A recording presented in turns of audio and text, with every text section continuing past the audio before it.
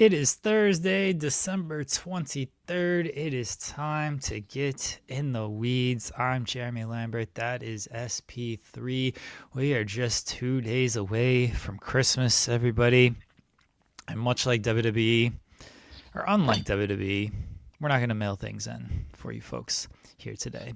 We're actually going to start off with, I don't think a potential argument, but SP3. I feel like we have heat based on your headline there. Who is they? Who is they? What? They are coming. 10, 10, 10. They are coming. Who is... First off, how you doing? How's it going? How you doing, Jeremy? I'm well. You know, it's a Tuesday. Everybody's home. Kids don't go to school anymore, allegedly. And, can't sleep in. Doesn't matter. They still wake us up at 7 o'clock. Be like, hey, can we go outside? No, it is 7 a.m. No, go to bed. Why are you still awake? Knock it off. Let us sleep.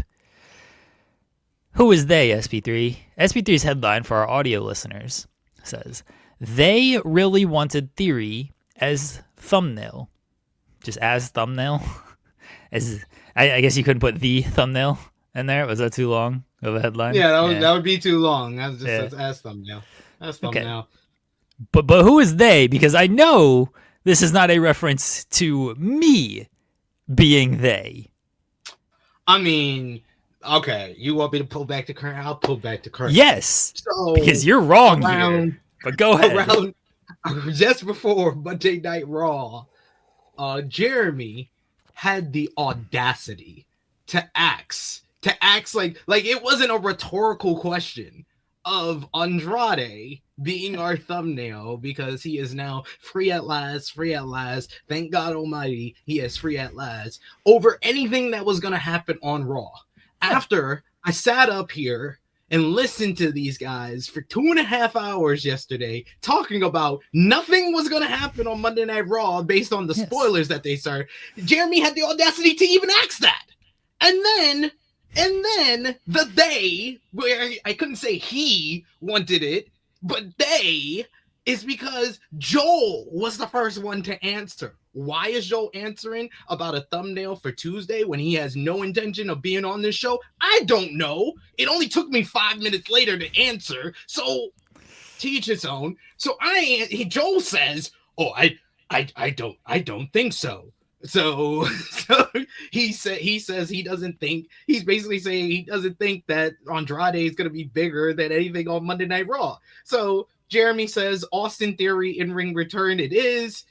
Joel says, hey, I heard he pins Rey Mysterio. And I was like, I just answered Jeremy's question. I just totally ignored what Joel was saying. I was just like, yes, it is bigger than anything that will happen on Monday Night Raw tonight. And yeah, I got into a whole argument with Joel because Joel doesn't understand the joke of me saying, well, I guess you're filling in tomorrow because you're answering questions about thumbnails on shows you're not going to be on. Okay. I don't think you understood all the sarcasm here because... Sarcasm has to be... Hello, people, I'm just going to let y'all know. In the year of our Lord 2025, if you want to do sarcasm in group chats or on social media, you need to associate a laughing emoji, LOL, laugh my ass off. You have several different combinations to confirm that this is sarcasm. Or Joel and I have an understanding of what the sarcasm is, and you did not, which... Well, then save it for your separate group chat, because you always do separate group chats when you're talking about shows that y'all two are going to be on. Save that BS sarcasm, white people sarcasm that I don't get because I'm black. So save that for y'all group chat. Nobody said that, by the way. I was asking to clarify the thumbnail because Joel does the thumbnail. Well, that is why I asked Joel, is Andrade, because I thought Andrade should be the thumbnail. Joel thought the same thing. He was joking of, I don't think so. And then I was joking, Austin Theory. You don't have to know sarcasm to know I don't want Austin Theory as the thumbnail, SP3. You know me well enough. You've been on this show with me over the last week to know I don't want Austin Theory as the thumbnail. So I said Austin Theory it is. Joel said he pins Rey Mysterio, I heard, because that was our running joke yesterday. And then, I did, so here's a spoiler alert. Joel and I did a Dynamite and Collision review last night. And because we watched the fan cam through Andrew Zarian's phone. That is how we know everything that happened on Dynamite and Collision. So we did our review last night, and we talked after and before, like, the thumbnail's Andrade. It's like, yeah, it's Andrade. I was like, okay, cool. It was never going to be Austin Theory, as long as I had any say, and I feel like I have some say around here. It was always going to be Andrade. But yes, there was sarcasm there.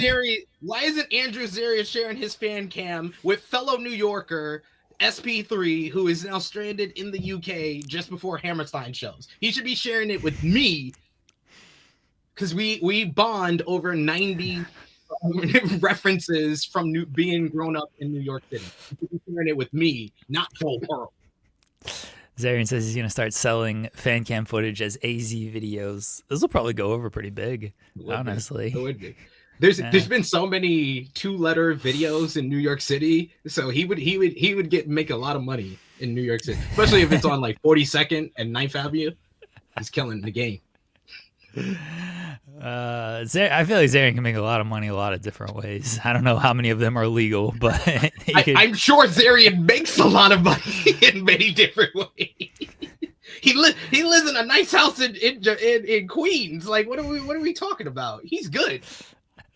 I don't want to out Zarian's business here. He's gonna leave horse heads in people's beds. I still don't know who they refers to. Not me. 10-10-10. I certainly didn't want Austin Theory. 10-10-10. I'll be happy if we don't talk about Austin Theory at all today, honestly. Can we just avoid that topic completely? That would be great. Well, to be fair, I am the Abyss in this scenario. You would be Jeff Jarrett, and Joel Pearl would be Hulk Hogan. And Eric Bischoff all in one. I'll take being Jeff Jarrett. Jeff Jarrett rules. So I'll take that. Andrew Zarian would be Jeff Hardy. Don't turn into don't tune in to Beyond the Bell at 10:30 on the Fightful channel.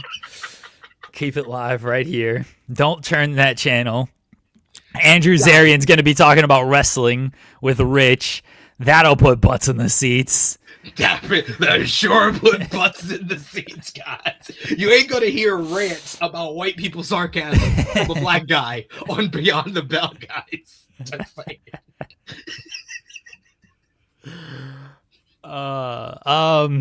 Leave a thumbs up on this video, everybody.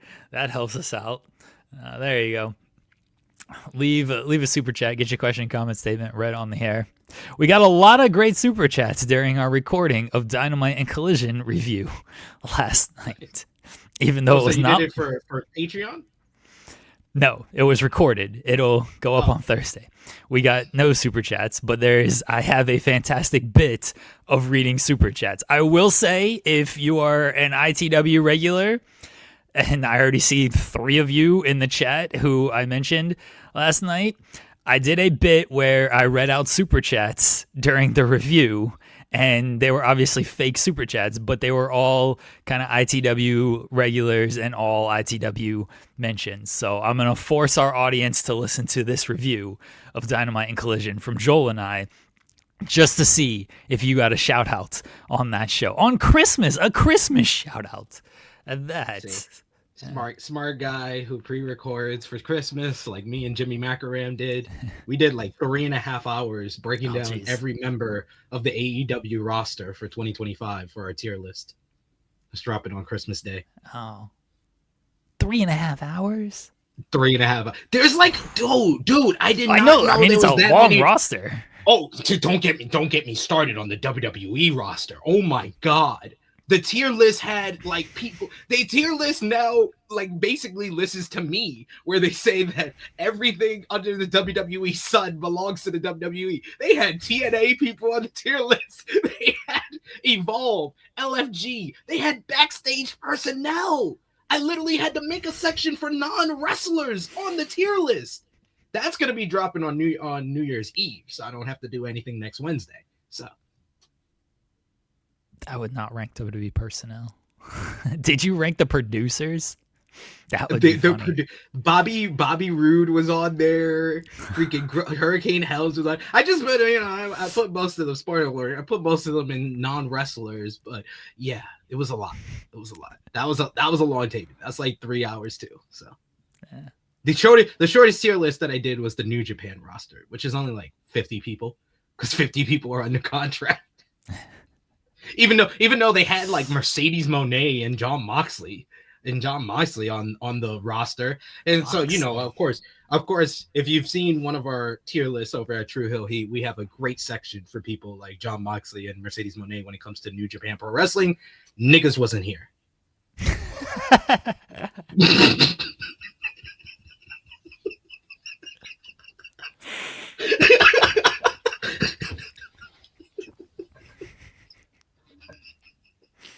I can't repeat that. So I know you can't. It's only a section for a few of us to talk about. But yes. We got some basketball to discuss on today's show because we got Christmas. We got Christmas Day, and me and you haven't talked since the New York Knicks won the very prestigious NBA Cup. And they're looking good. They're looking good. They're looking like the favorite to win the NBA, the Eastern Conference, not the NBA championship. What am I? I'm not gonna josh you that much. And the Spurs pulling off the upset against the Thunder. We haven't talked since then either because me and Kate did Thursday's show. So we also got to talk about that. So we got some NBA to discuss. We got some Monday Night Raw happened. It was abbreviated. Who cares? So we will talk about that. New Japan Pro Wrestling. We got to talk about the road to Tokyo Dome. New matches being made for Wrestle Kingdom 20 coming up on January 4th. We also got to talk, I guess, some AEW New Japan part news because of the thumbnail. Andrade is a free man. He is Riley Freeman from Boondocks, and he is all about to take over the wrestling world in 2026. So we'll talk about everything going on in the world of Andrade and how he basically left like freaking like a trail. Like he's like, I'm gonna leave a clue here. I'm in WWC in Puerto Rico. Then I'm gonna show up randomly in House of Torture. I mean, House of Torture. Could you imagine Andrade in that group? That would rule. Said he's with the United Empire.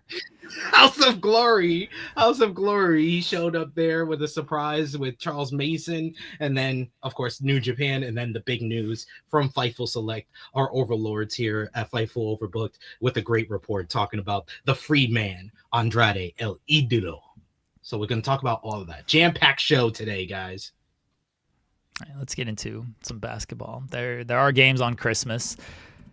Watch basketball on Christmas, not football. The football games suck. Like they had games scheduled, and then the season played out the way that it played out, and now the games suck. So I don't know who's watching football on Christmas. I'm sure plenty of people will, but there's a lot of good basketball on Thursday. We have the Cavaliers and the Knicks. You mentioned the Knicks. They won the very prestigious NBA Cup. The Cavaliers, they kind of suck this season. They are 16-14. They are kind of sliding. They don't play any defense, and their offense isn't quite as good as last year. Feels like this is a great showcase game for the Knicks. Yeah, this seems like a game that the Knicks should handle pretty easily. Then the Cavaliers have to be the most disappointing team in all of the NBA. I know for some people, I've seen a bunch of polls that were pitting the Clippers, but if y'all would just listen to SP3, you would know not to put any faith in the Clippers. I tried to tell y'all at the beginning of the season. But anywho, the Cavs have to be the most disappointing team because everybody had them as one of the favorites to win the Eastern Conference, and their roster just seems very not well put together. Evan Mobley has really taken a step back this year when everybody thought he was going to take a step up to being a perennial kind of all-star type player, to fulfill all the comparisons that he's gotten to Kevin Garnett in his first couple of years in the NBA. He's really taken that step back in his career, in his numbers this year. Donovan Mitchell is playing absolutely tremendous, but then you also got Darius Garland in that backcourt, and it seems like he is being talked about in trade rumors now because the Sacramento Kings, mind you, the Sacramento Kings, who once had Tyrese Halliburton and De'Aaron Fox, are now looking for a point guard upgrade. Oh, look at that. It's like you could have had two great all-star point guards for years now, but you just decided to trade both of them. And now you're looking to get Darius Garland, which is legitimately a downgrade from the two guys that I just mentioned. So, to each his own there. We'll see how that works out for either of those teams if that trade goes through.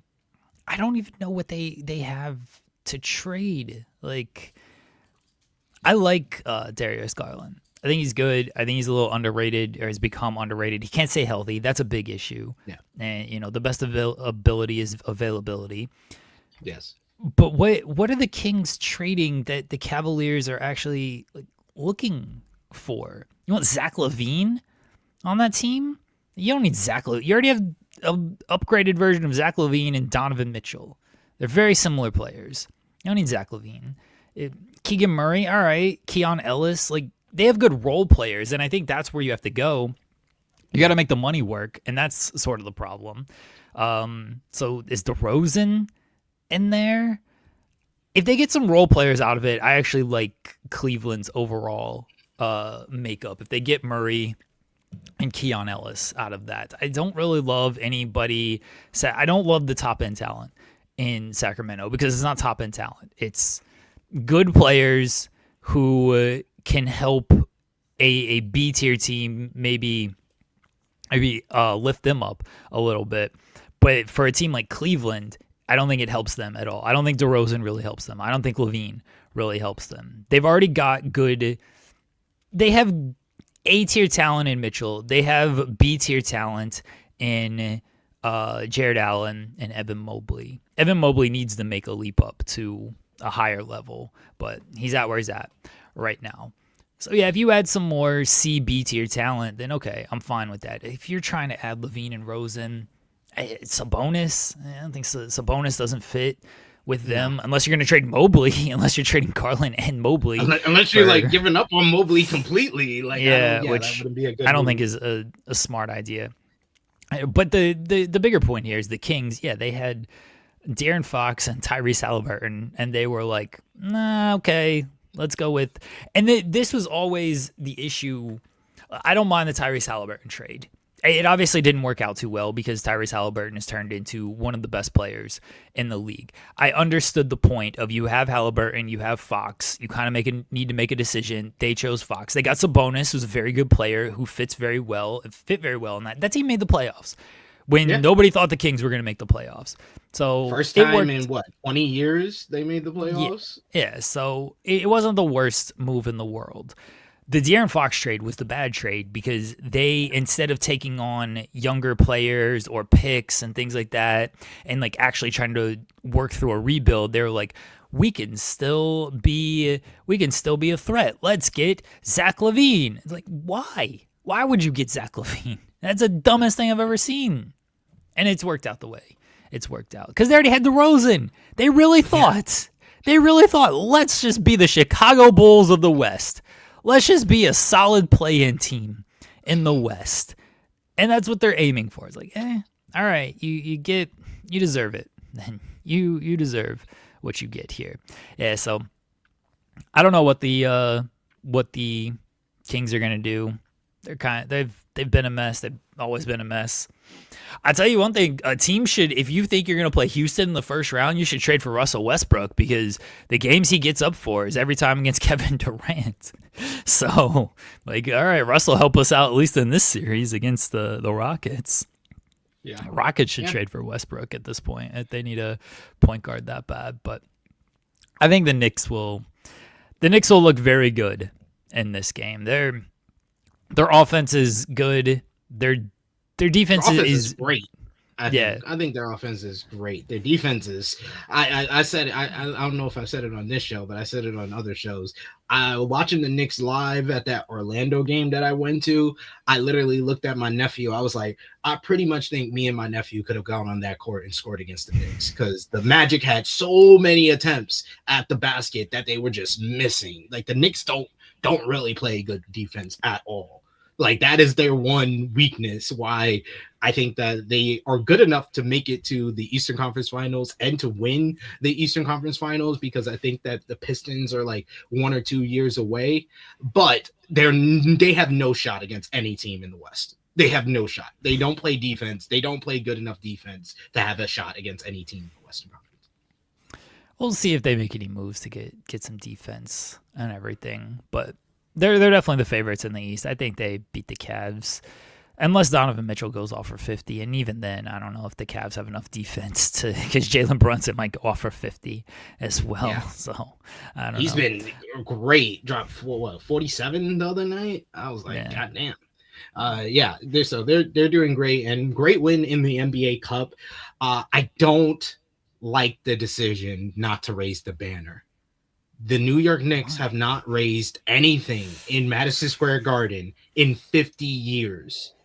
And the fact that the Los Angeles Lakers, with 17 banners, raised the banner of the NBA Cup, you should pay that respect. Like, pay the respect to the you did all of this. You worked all hard to win the cup. You're not gonna. I'm letting the Knicks know you're not raising an NBA championship banner at the end of the year. So you're gonna probably, in retrospect, want to raise that NBA Cup banner. I feel like this is like you're already diminishing what the cup means after you just worked so hard to win the NBA Cup. This is the very prestigious NBA Cup. It gave us some of the best basketball that we have seen this early in the season in like 10, 12 years. Let's pay respect to the cup. It's something that you accomplished. You won as a team. You should be able to raise it. Knicks should not be raising their nose to an NBA Cup. Like, oh no, we want to raise an NBA championship. You're not going to do it. You haven't done it 50 years.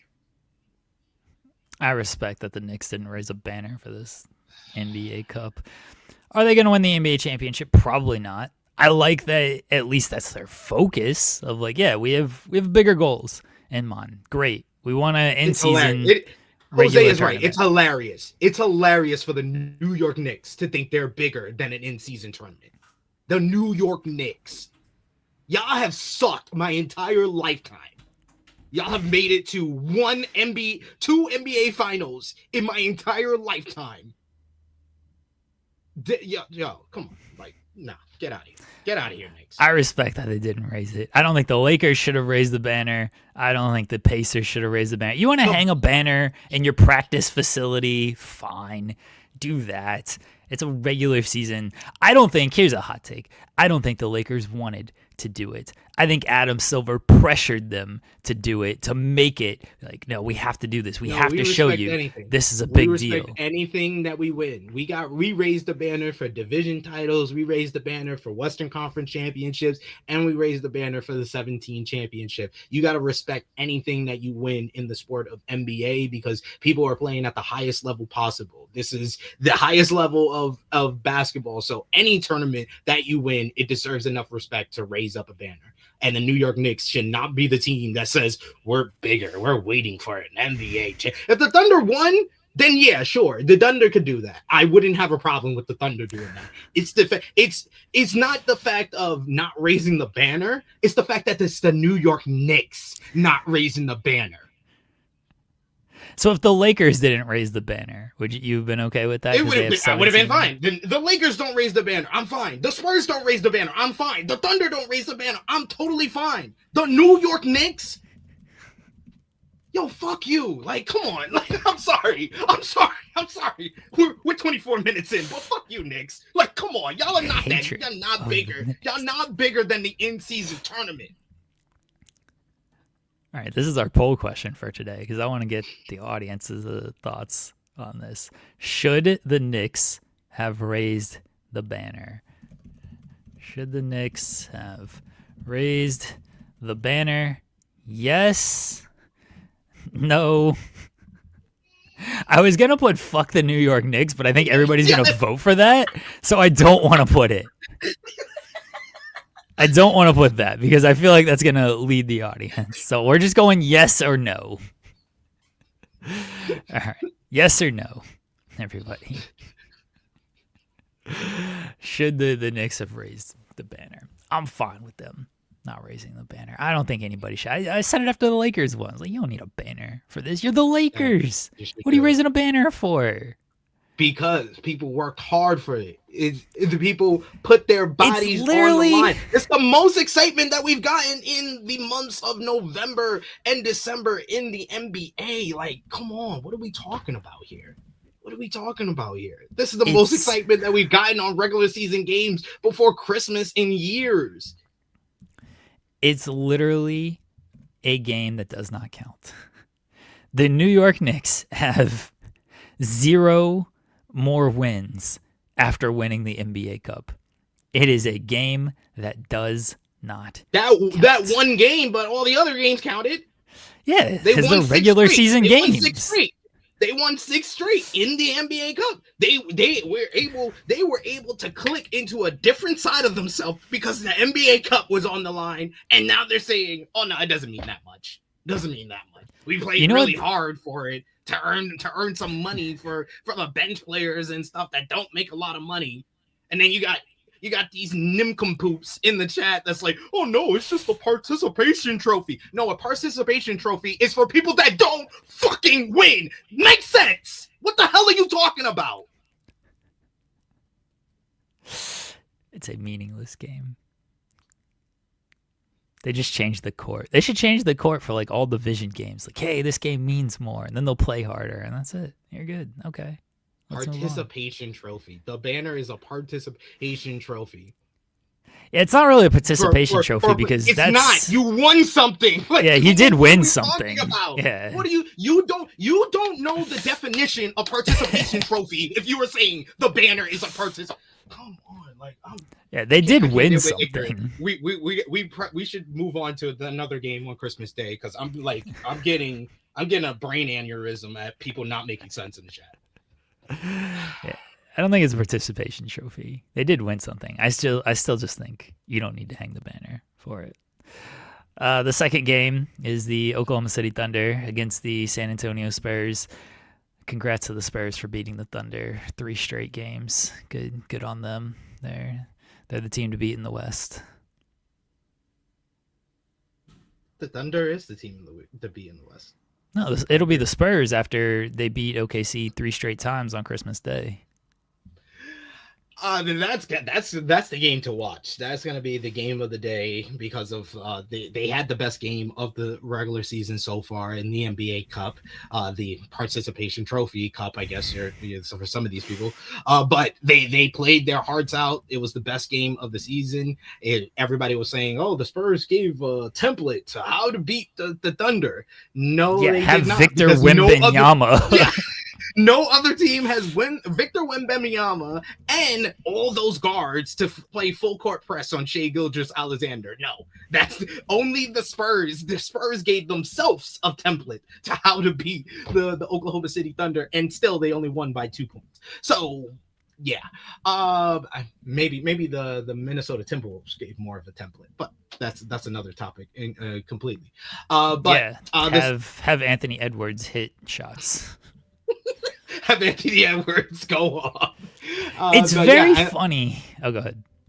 No, I'm looking forward to this game. I expect the Thunder to come back very hard and get the win here.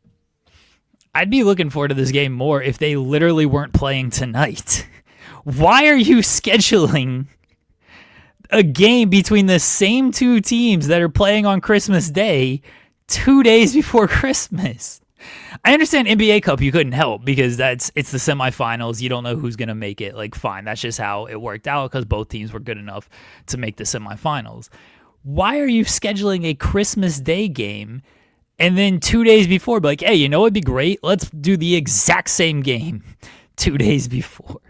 It doesn't make any sense. I'd be way more hyped for this game if they weren't playing tonight. I hope everybody just sits out tonight. I hope tonight we get the G League teams playing each other. This is like a playoff series in the regular season because of how hard y'all went in that first game. People gonna expect y'all to go hard in this game and the Christmas Day game. So we'll see who wins this 3-game series between the Thunder and the Spurs. Because it's in close proximity, that's why it feels like a playoff series.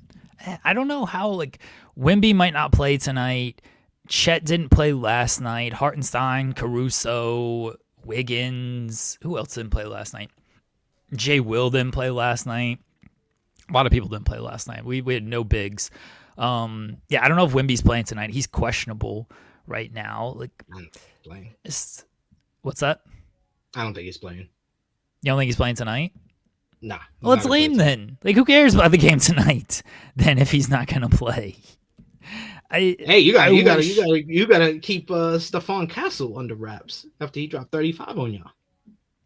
That's fine. Like, good for him that he dropped 35. It is very funny. And look, maybe all right. We're the champions. We've lost 3 games all season. The regular season's fun. It's very funny watching. And they deserve it. They should hang banners for beating the Thunder in the regular season because teams are certainly celebrating like they're winning championships because they beat us in the regular season. I don't think the Thunder, I don't think they were ever going to break like the regular season record.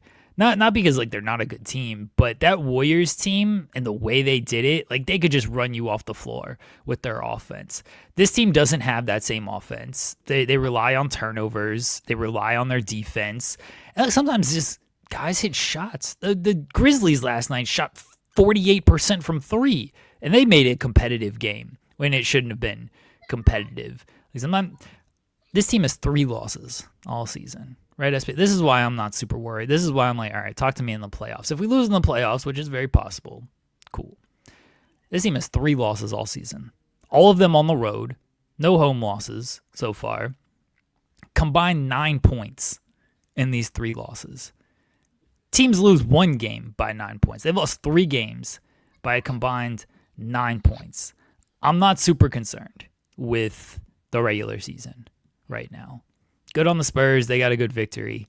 Good on the Timberwolves. They got a good victory. I do think OKC needs to beat the Spurs these next 2 games or else the talking point's definitely going to be they don't want to see the Spurs in the playoffs, and I just don't feel like dealing with those talking points. Yeah, we didn't want to see the Timberwolves in the playoffs last year because they beat us 2 out of 3 games in a certain – they actually beat us in back-to-back games in a stretch. They beat us in Minnesota, and then they had the big 20-point comeback in OKC. Within like a 1-week stretch. They don't want to see the Timberwolves in the playoffs. What happened when we saw the Timberwolves in the playoffs? These regular season games, you can't put too much stock into them. No. But hang the banner because you beat the Thunder. I think the Money Marks is on to the right thing. Like, that's what I said. I think the only team that could beat OKC in a 7-game series or take it to at least 7 games is Denver. I think with Wemby, with a healthy Wemby and everybody healthy on the team, I think the Spurs have probably the second best chance, probably more than the Rockets, even though I think the Rockets is another team that can give at least the Thunder some push in a 7-game series. But it's only those 3 teams. I don't even think my own team can compete with the Thunder in a 7-game series, especially how that regular season game looked. Like, I just don't see it unless Luka taps in and basically can transform the Lakers into the 2023 Dallas Mavericks before our eyes. I don't see it happening. I mean, this Lakers team isn't as good as that Dallas Mavericks team. We gotta be honest about that. First off, that Dallas Mavericks team's better than this Lakers team. I don't think it's as foregone a conclusion as you're saying it, but okay. I mean, if Roy Hachimura turns into Klay Thompson, then they might be able to beat the Thunder because that's basically what happened. PJ Washington turned into Klay Thompson. It's like, all right, sure, you're gonna win. That Mavericks team was better suited for Luka's strengths, and also we have to remember that Thunder team is completely different than this Thunder team. So even if he does turn them into that Mavericks team, that Thunder team had Josh Giddey and no Hartenstein and no Caruso. A much different team this year compared to the team that faced the Mavericks. Now, that Mavericks team was built on defense, though. Defense and Luka and Kyrie being great on offense. This Lakers team don't play no defense. Their defense is trash. They got a great offense because they get to the free throw line a lot, and Reeves scores, and LeBron scores, and Luka scores, but they don't play any defense. I won't say that. I think we play defense in crunch time, but overall, not as good as the Dallas Mavericks in 2023. I will give you that. Yeah, they don't. Okay, I mean, maybe they play in crunch time. Overall, they don't play any defense though, and when they play good teams, and Luka's gotten better on defense, in my opinion. Watching the games, he stays in front of his guys. He can get in the passing lanes a little bit more than he was like the last couple of years, even when he was with Dallas. All right, I mean, overall, their defense isn't that good though, especially against not as good as the Dallas Mavericks from 2 years ago. No, yeah, that Mavericks team, healthy Derek Lively, Gafford, PJ Washington, Derek Jones Jr. They had real point of attack defenders. They had people in the paint. DeAndre Ayton's played better than, I think myself included, thought he was going to play, but he's still not like the greatest defender in the world. LeBron ain't playing much defense. Austin Reeves ain't playing no defense. No, that team against good teams defensively, it's not great. It's not great. But we're going to win on Christmas. Against the Rockets? Yep, we're going to win on Christmas Day. That's the Lakers' gift to me, is getting the win over the Rockets on Christmas Day. We're going to wear the home whites because that is our Christmas Day attire. I've been watching the Lakers on Christmas Day my entire life, basically. So it's going to be a great Christmas gift, even though we rarely win on Christmas Day. Even when I went to Los Angeles at Staples Center for Kobe's last Christmas Day in 2015, we still lost. So they're going to turn it around this year, though. Turn it around this year. I mean, the Rockets, their offense is the numbers say it's good, but when you watch it, there's still times of they rely a lot on the offensive rebounding because Adams and Sengun are great offensive rebounders. But their actual flow in the half court offense is still kind of iffy because they don't have a true point guard. Reed Shepherd has played much better than I think a lot of people thought he was going to play. Defensively, he's completely lost, but he's doing his thing on offense. Amen Thompson's not quite a point guard. Kevin Durant is a hit and miss point guard. You're going to run your offense through Sengun. That's fine, but they don't have the full on shooters and again, overall offensive structure like Jokic and the Nuggets, because I know Rockets fans, love to compare Sengun to Jokic, and okay, sure. I think I think that Rockets offense is gonna make that Lakers defense look not so great. The Rockets are another team of people get excited when they beat the Rockets. The Rockets don't really get blown out by teams. All their losses are just close losses. That's a really good team. All right, they might. I know they got Durant.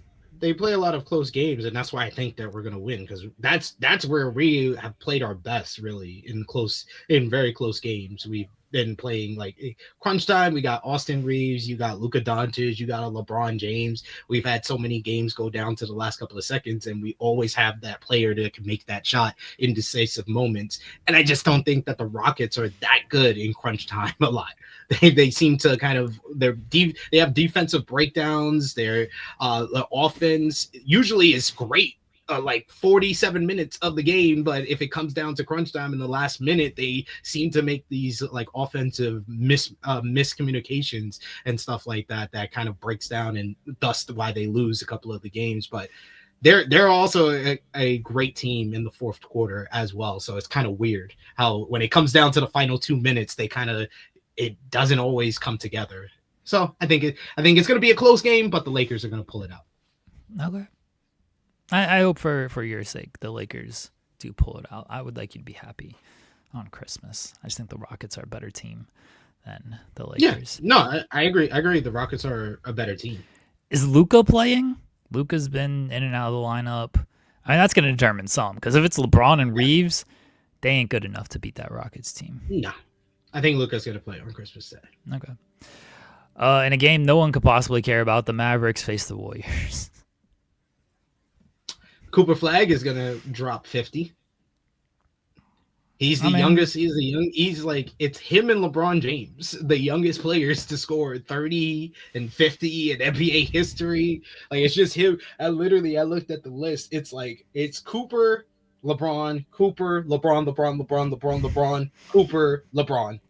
That's the top 10 great best scoring games by the youngest players in NBA history. He's gonna run away with this Rookie of the Year. I don't know about run away because, I mean, probably because of all the hype and everything, but Concanoople is playing great. He's Concanoopole's on pace to break Steph Curry's 3-point record. Yeah, he's been outstanding. He's really He's just doing it in Charlotte, so no one cares. But he's been fantastic. I think Flag will win it just because a lot of it is narrative and everything. But man, he's been great, way better than I thought he was gonna be. Mainly because he was going to Charlotte, and I was like, well, he's fucked. Nobody's gonna do well there. Nobody wants Rui, Vanderbilt, and Gabe Vincent. Nobody wants these guys. No. Gabe Vincent tricked y'all. He shot way above his league in the playoffs because Miami Heat has voodoo magic going on. And then they're like, hey, let's give this guy $40 million, even though he's been like a D-tier player for his entire career. Because he for some reason shot 80% from the field in the playoffs. He must be great. And then he came there, it's like, oh, wait a second. He's actually the guy who shot 20% from the field for 8 years of his career. He's not the guy who shot 80%. Oh, shit. We fucked up. Yeah. I'm so thankful that contract is getting off our books at the end of the year. Now, I know teams trade for these contracts all the time. I don't think there's a trade that's like impossible in the NBA because these GMs will trade for these contracts. You attach enough picks and everything. But the thing is like, is that the best offer you can get for depending on who you're going after? You know what I mean? Like, I don't know who the Lakers are targeting, but is the best offer, oh, we're getting the expiring contract of Gabe Vincent. Because expiring contract is cool because it frees up money for the offseason. But if you're a team like the Pelicans, who's signing with you in the first place to where, oh, cool, we have this money to spend in the offseason. Oh, no one wants to sign with us? Shit, what good is this money for us then? Like, you're better off trying to get, if there's an offer out there, like, you're better off trying to get a young player instead of some type of an expiring contract. Again, you're talking about the Celtics traded Porzingis for Nate. Yeah, people want to sign with Boston. So you got to make money work, and then if money comes off the books, Boston's a team that you can actually go out and people can sign with you.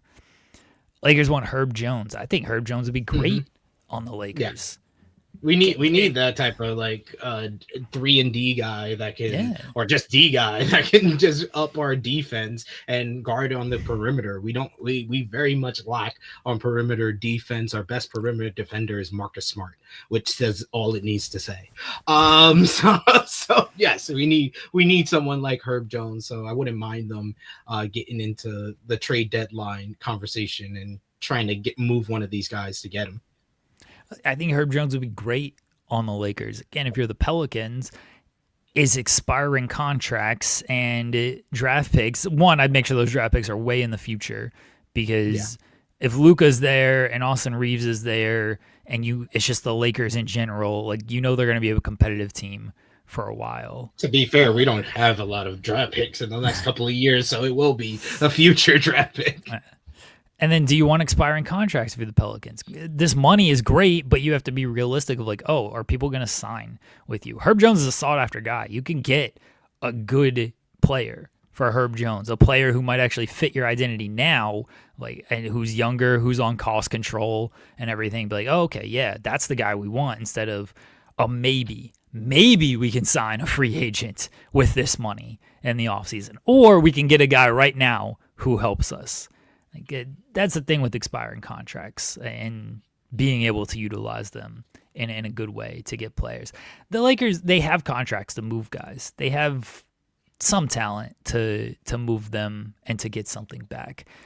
Just don't know if and I don't know if this is true fully or not, but I would imagine it is, just because narrative talks. One, we've all heard about like the Lakers tax, and the Lakers have to pay more to get players and everything in trades because people just don't like the Lakers and everything because of Lakers exceptionalism. Two, when you look at the Luka trade last year, GMs are like, we're helping you. You got gifted this guy for Anthony Davis, and now we're gonna gift you a player? Like, no, you got to pay extra on this. GMs think like that. If you're Give a GM, you're not... Give us everything, please. Thank you. Please. If you're a GM, you're not going to be like, no, yeah, let me make sure you get the good side of this deal, even though you got gifted a generational talent for Anthony Davis, who was traded 8 months later for Zach LaVine. Get out of here. The Luka trade's going to look even more hilarious in hindsight when the Mavs trade AD. Yeah, when the Mavs trade AD for Kobe White and 2 first-round picks. It's like, oh, wow, you traded effectively Luka for Kobe White and 2 first-round picks. Great. You traded one of the greatest scorers and greatest foreign players in NBA history for Kobe White and Zach LaVine. That's great. Yeah. Dalton Connect had value last year. They could have had Mark Williams, and then they did the Mark Williams failed his physical. Mark Williams is playing great in Phoenix. Yeah. And so if we would have Mark Williams and then get Ayton, I think our defense would be much better. Yeah, I don't know if they go after Ayton if they have Mark Williams, though. That's the thing. Maybe they do.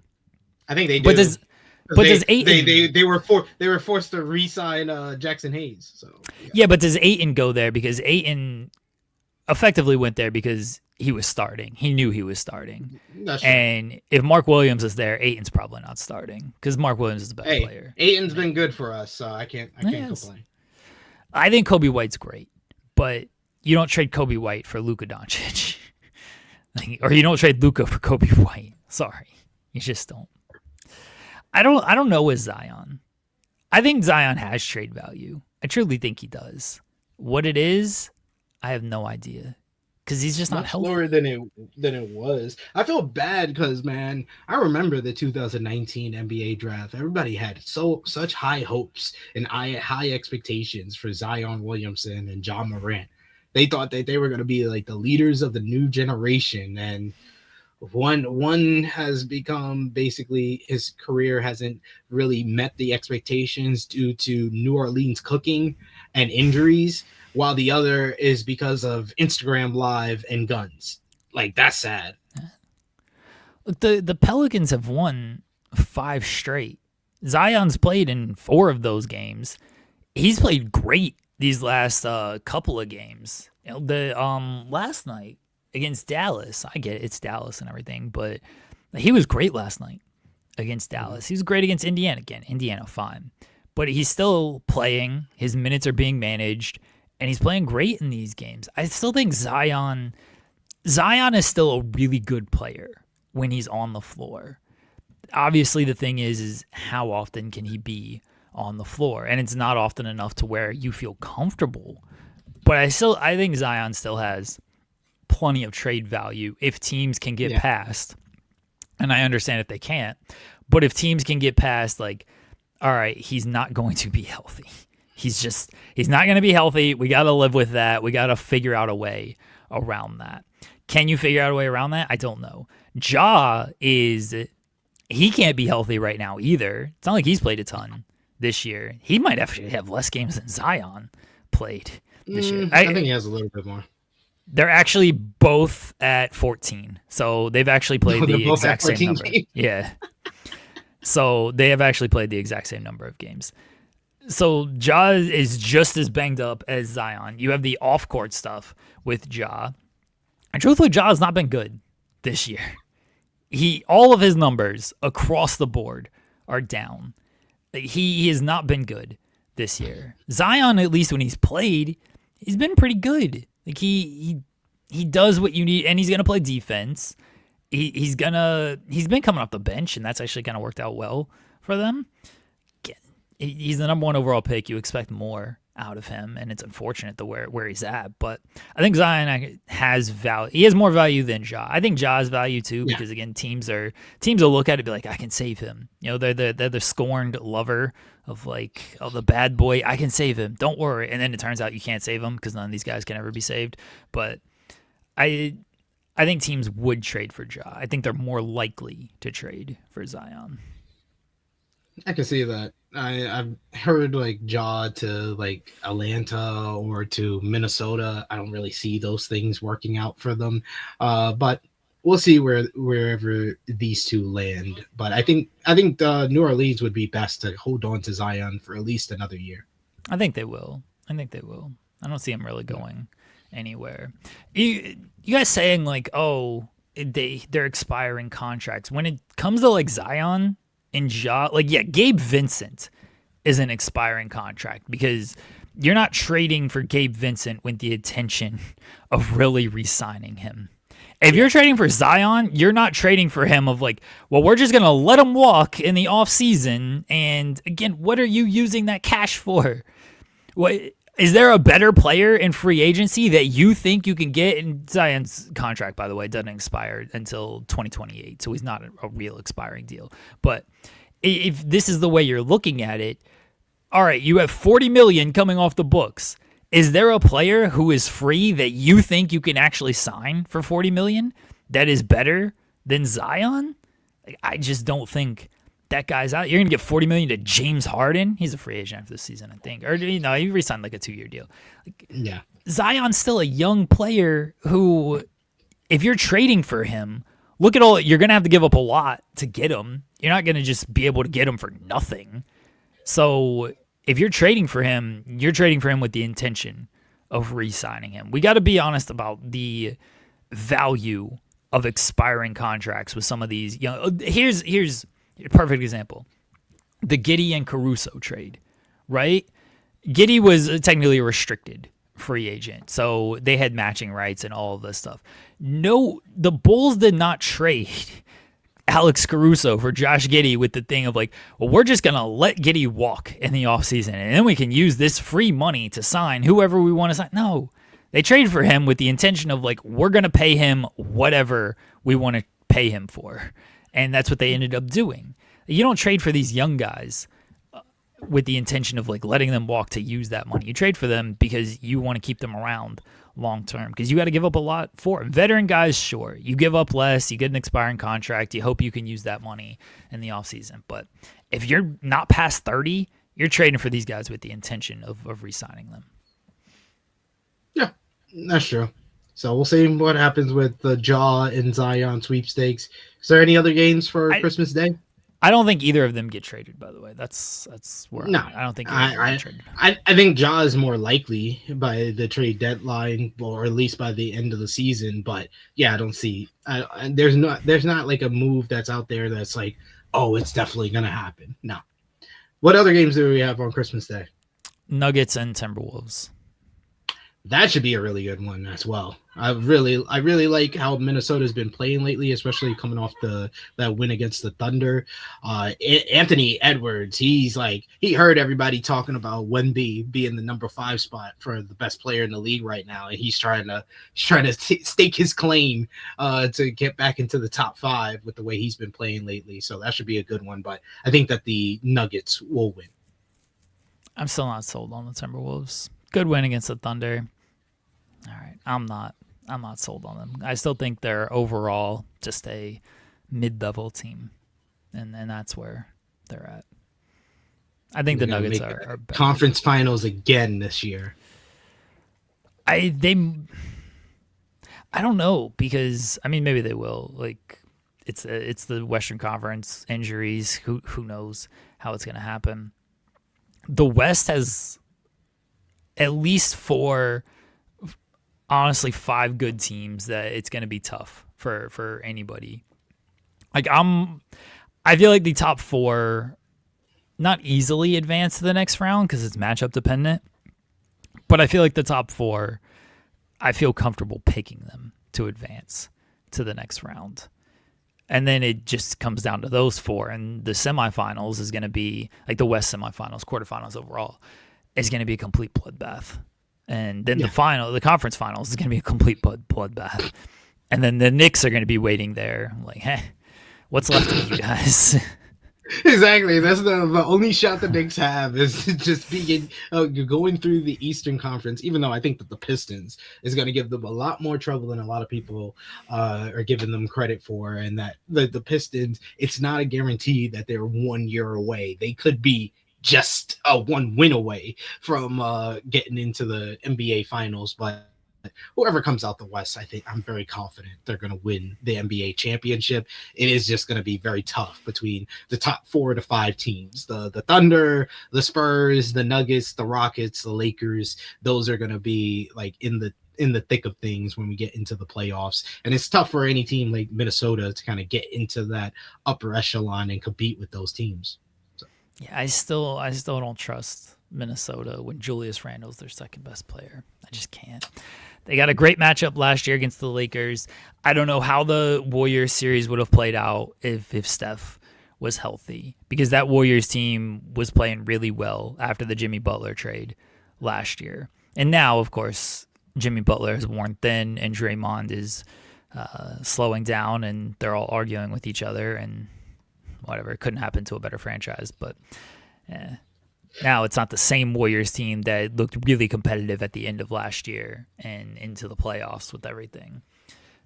So we'll see how the playoffs shake out and everything. All right. Any other? I don't think it's a foregone conclusion that it's going to be Pistons and Knicks in the Eastern Conference Finals, because the Celtics have been the most surprising team in the Eastern Conference this year, and the fact that they are now a 3 seed and they could potentially regain a Jason Tatum in March or April. Yeah, it's going to take time for him to get back into the flow and play well again, but he's still Jason Tatum. When he was healthy, he was one of the top 10 best players in the NBA. That's a scary team. And when we come down to the springtime in the Eastern Conference, that I would, if I'm a Pistons or a Knicks fan, I'm not confident that y'all are making it to the conference finals if Tatum is back. I don't know how Tatum's going to look coming off the injury. That's the thing. Because Jaylen Brown's playing fantastic right now. Yeah. And Jason Tatum, if he's not quite himself, has to understand he's not quite himself and has to lead way to Jaylen Brown. Can he do that? We'll see. I think he can. I think he can. They have a really good relationship. Like especially watching like these. I've been catching up on the second season of Starting Five, seeing how close they are. I think that he's gonna know that he has to take like a backup role to Jaylen Brown, who is looking like a fringe top 10 player in the league, if not already in the top 10 best players in the league so far this season. I think he can too, but I also got to see it. So before it happens, and even if he can, how is Tatum going to just fully look overall? Like if he's your second best player, that's good, but what's his level going to be at coming off this injury? Those injuries are tough.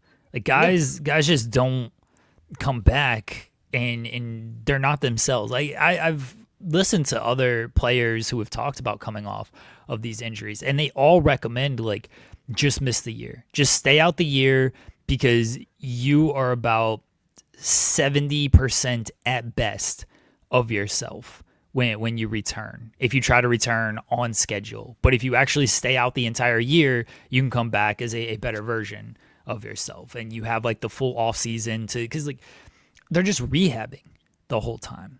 They're not training like it's an actual off season. It's all rehab to get that one particular muscle back to form.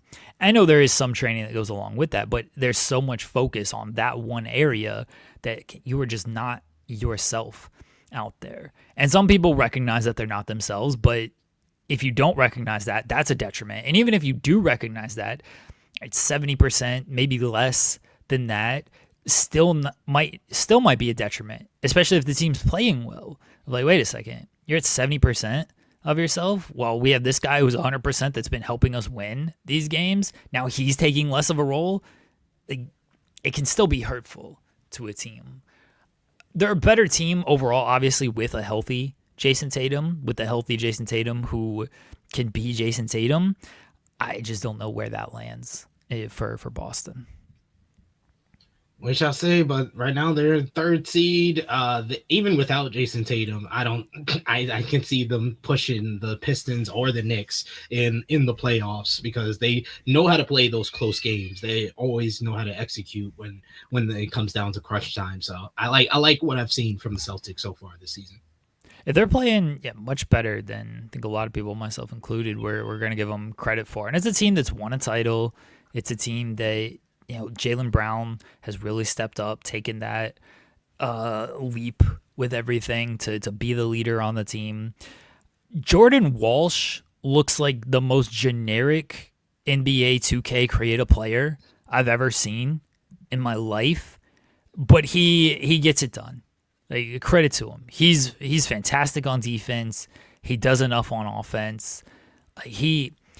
I just can't get past like how he looks. I'm like, you are not a real person.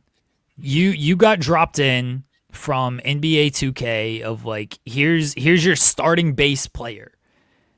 Here you go. Do what you want with him. And the person just decides, I don't care to do all this customization stuff. Just let me play the basketball games.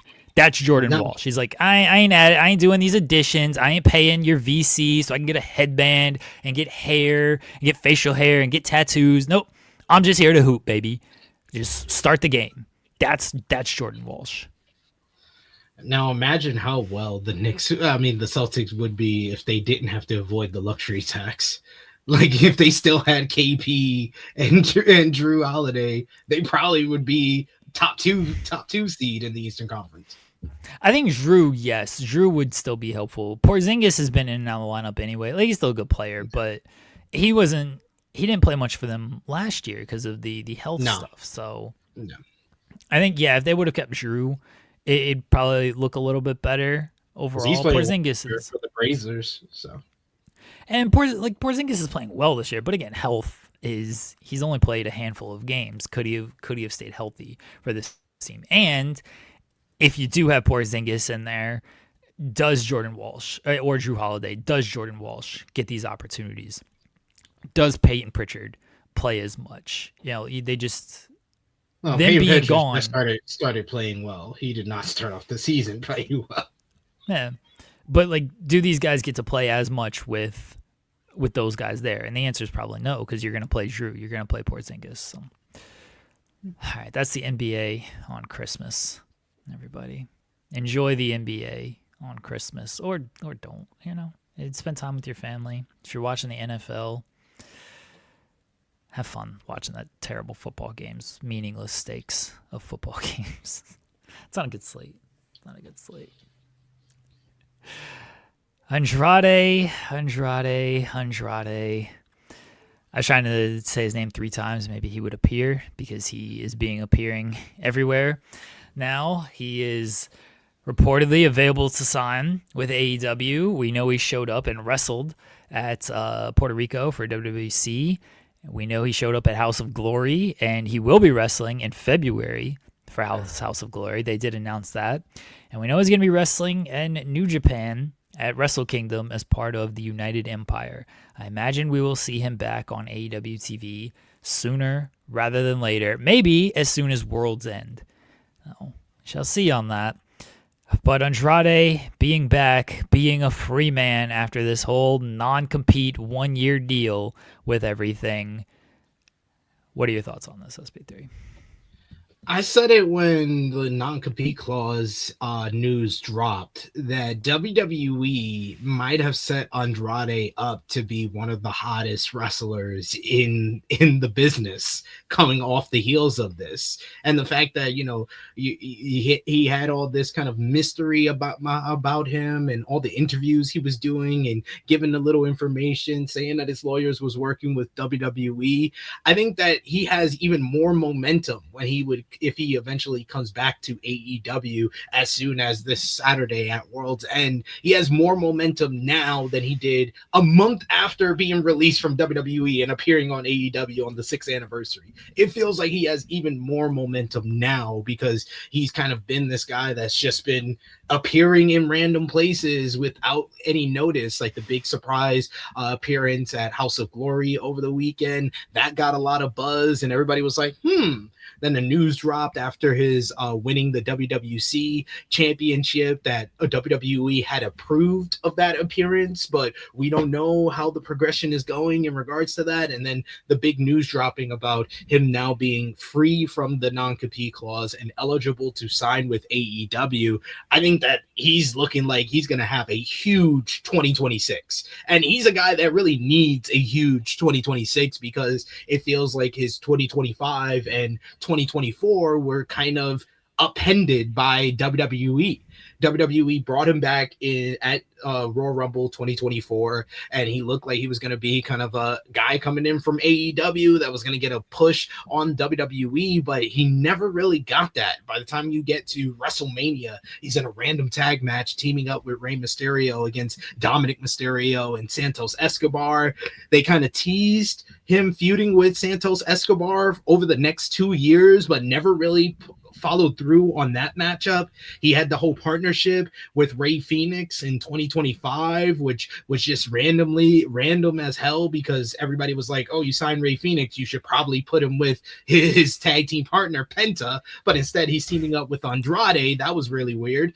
Then in 2024, he had the best of 7 series with Carmelo that was really kind of being like, wow, like Andrade might be one of the best in-ring performers in WWE today, but they never really capitalized on that best of 7 series during that whole stint, and it paid off with the triple threat match that LA Knight won instead of either guy that was in the best of 7 series. So yeah, it just felt like this last run for WWE, they did not really kind of give him the AEW to WWE jump push that they have given to pretty much everyone else outside of the people who were here previously. Aleister Black didn't get the AEW to WWE push. He's with his wife, so he's happy. So I guess he's fine. Rusev didn't get the AEW to WWE push either, but I guess he's fine because his wife's got a WWE Legends contract as well. But Andrade divorced his wife, so he's not happy, and that's what probably led to him leaving the company. And I said at the time when he got released in September that there was a lot of like Easter eggs and breadcrumbs that he left behind to kind of lead to where he wound up in this run in WWE, and now coming back to AEW. I think that he is going to come with a chip on his shoulder and really be motivated to deliver some of the best work of his entire career. And if he can be this kind of guy that's have a regular place on AEW programming, but also he can go over to Japan and have a couple of tours in New Japan Pro Wrestling, maybe even do one of the tournaments, whether it's New Japan Cup or G1. If he's going over to Mexico and CMLL, I know he's going to be a huge draw over there for CMLL,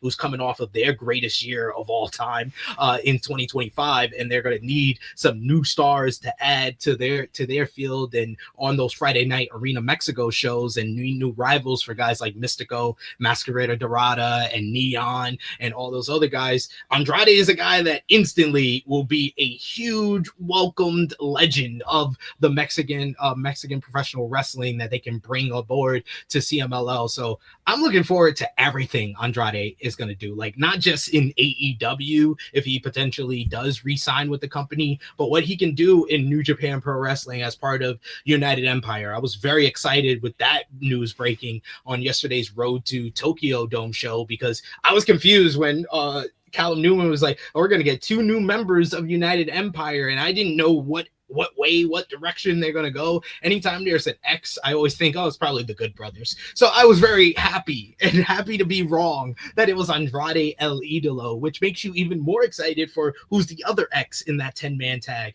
against the unaffiliated War Dogs coming up at Wrestle Kingdom. So yeah, it's a very exciting time. And a guy like Andrade is a great guy for New Japan. I agree with the chat. Like, it's exciting to see him back in New Japan after all this time, where he had that great run as La Sombra, winning the Intercontinental Championship, that excellent rivalry with Shinsuke Nakamura before he would eventually sign with WWE years later. So I'm excited to see what this new Andrade, with this new body, pure body, not anything to do with injecting stuff. No, I swear.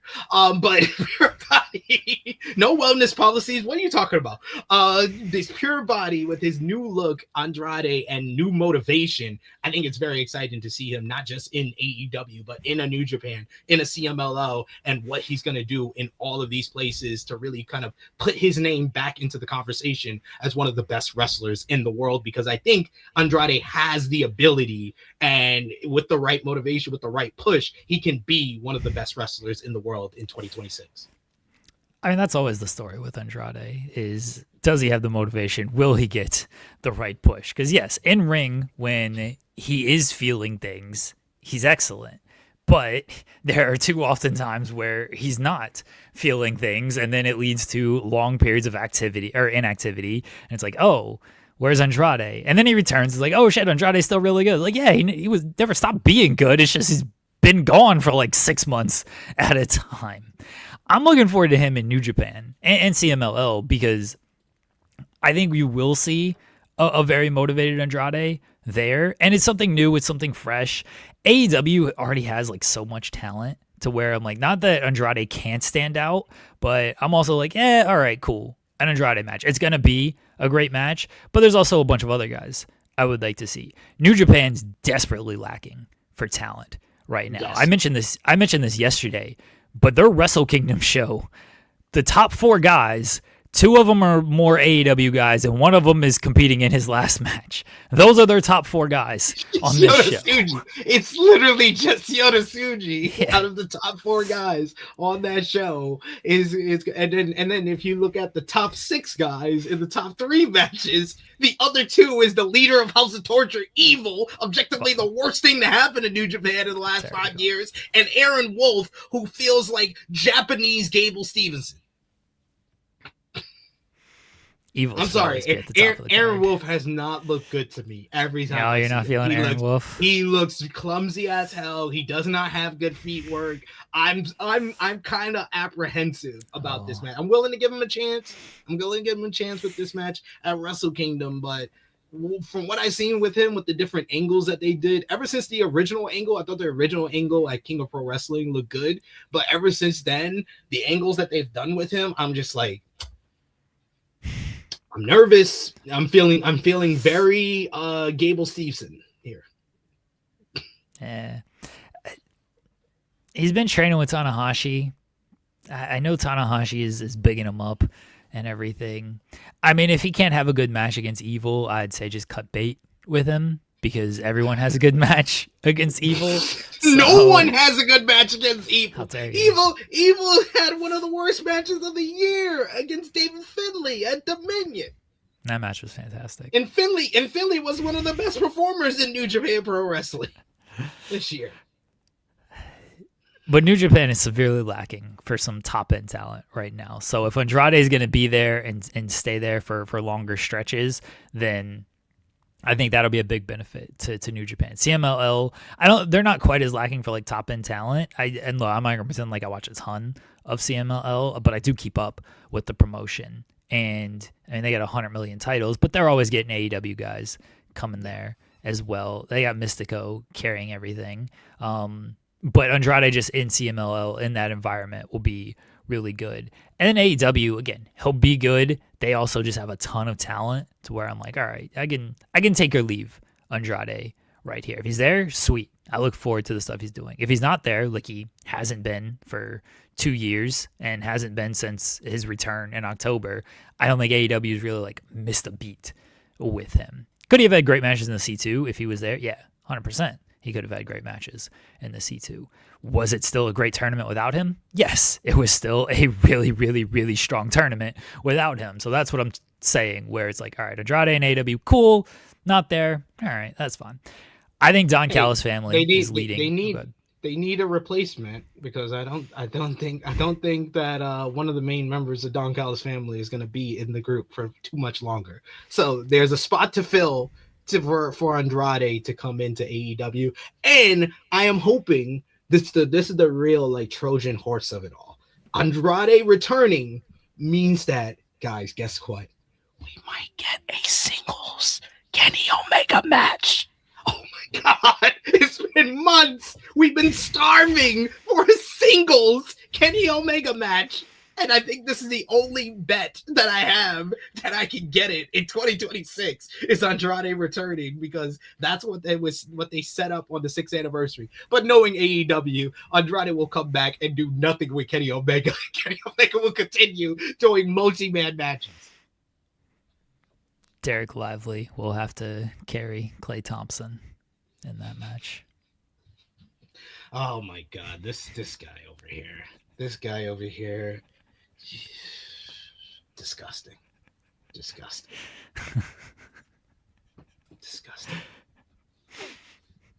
Is Don Callis leading the United Empire? Because I kind of think he is. I mean, I think that they have an exchange program.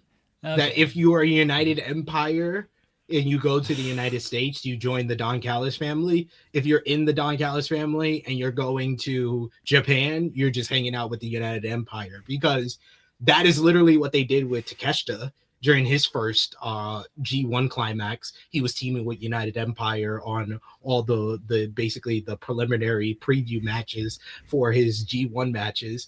And then, of course, Will Ospreay left New Japan early last year and went and immediately joined up with Don Callis and the Don Callis family. Kyle Fletcher left New Japan, and so did Mark Davis as the Aussie Open, and they eventually joined the Don Callis family. I think this is just an exchange program that they have going on, except that the one exception to the rule is Lance Archer, who did not join up with United Empire during World Tag League because he already has his little brother that he was hanging out with in Monster Sauce, Alex Zane. Come on, Matthew. You got to give me some credit here. I know that Derek Lively is out for the season. My comparison was one, Andrade's out for the season half the time as well. I got the reference. Like, come on. Two, when he's playing, he's very good. When Derek Lively plays, everyone's like, oh, Derek Lively is a game changer. People had the audacity, by the way, to compare Derek Lively to Giannis after like 5 games last year. Yes, that was a real comparison Dallas Mavericks fans were making. Oh, yeah. When Derek Lively plays, he's great. He doesn't help me. He's not playing enough. He's not playing at all this year. Sounds like Andrade, doesn't it? Get out of here. Pretty much. Matthew. I know what I'm doing with these references. God. Yeah, all 30 games he plays this year. Like Andrade, all 30 matches he wrestles in a year. That might be giving Andrade too much credit. 30 yeah, I think he probably has 30 matches the last 2 years. Like, what are we talking about? Yeah, like Mr. Towns knows what I'm talking about. Like Kenny Omega and Andrade at Revolution in Los Angeles. I hope it happens. Give it to me. I hope it happens. I hope we get a singles Kenny Omega match. I need a singles Kenny Omega match. I need Klay Thompson participating in the 3 point. Oh God, I can't. I'm just gonna do that. I'm gonna act like a little kid. Like, I don't want to hear all that slander. I need him in the 3-point contest one more time. Oh God, I need it. This guy just won't stop. I look forward to Andrade and whatever he's going to do. I'm glad it all got settled. Because I don't think there was ever a chance he was going to be out for an entire year. That all seemed like bullshit to me, and that all seemed like you could easily fight that and win that one. There's no way this is enforceable. No way. Yeah. And sure enough, like, I gotta say, I agree with my good brother Jimmy Macaram, because I sent him the post from Fightful, and he was just like, "Let's go." He was like, "This is what Samantha Irvin should have done." Get a lawyer involved. Like, they should not be under this long of a non-compete clause if they still want to be in the business. No matter what their contract was, what they agreed to, there has to be a way around it. And there's a lot of crappy and illegal stuff that goes on in professional wrestling that couldn't be nipped in the bud with a lawyer. I wonder how much, because we saw it with Renee. Renee had the long non-compete clause, and she was able to do her own thing, just not appear on any type of wrestling television. And same thing with Samantha Irvin. She's able to do her own stuff. She just can't appear on a wrestling program. I wonder if the contract language is different for what they consider on-air talent compared to in-ring talent. You know, like, I don't know. Yeah. Like, I don't know if Samantha Irvin could have fought it, how she could have fought it. I have no idea if she even thought to do it. Maybe after this Andrade situation, she might be like, oh shit, maybe I should have done this. But I wonder just how different the contract language is with these things. I also wonder if Andrade didn't show up on AEW TV, like how things would have changed there. Would they have just been like let's say Andrade waited 30 days before showing up on AEW TV, even though he didn't know he had a non-compete or anything like that. He just waited 30 days because that's always the standard when it comes to AEW releases. Would they have said anything after that of like, oh, okay, well, yeah, he has the 1 year. Like, everyone apparently has a 1 year, but they just do the 30-day thing. And would they have been like, all right, well, he did his 30 days. It's fine. He can show up. The fact that he showed up a week later, then they were like, okay, hold on here. We got to enforce something around You ain't here. gonna pull this fast one on us. Yeah. But it's pretty much like he has served the 90-day non-compete clause that everybody else does when they get released, basically, because he's free now. And that's why I thought this was kind of always going to just come to an agreement, because I didn't think you could do a 1 year thing. That was never going to fly. I figured they would work it out to be like, all right, it's been 90 days since he's gotten released. He served his time. Yeah, he did one shot on AEW TV. That was 2.5 months ago.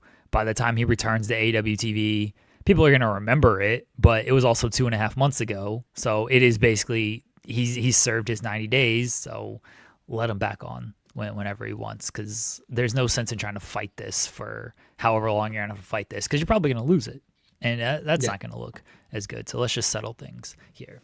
The contracts are so weird. They're not real. They're real in the sense that you get paid, but these non-compete things, I have no idea like how they fully work and how enforceable they really are. I'm glad it got settled, though. I'm glad for Andrade that it got settled, because guy deserves to work, you know, regardless of what you think of him. It sucks that he wasn't able to work for 2.5 months, and everyone deserves to work if you can get it. Yeah. And he seems like he's going to be very active now that he's free and eligible to compete and appear anywhere he wants. So I look forward to the 2026 for Andrade. It's going to be an exciting year if you're a fan of him.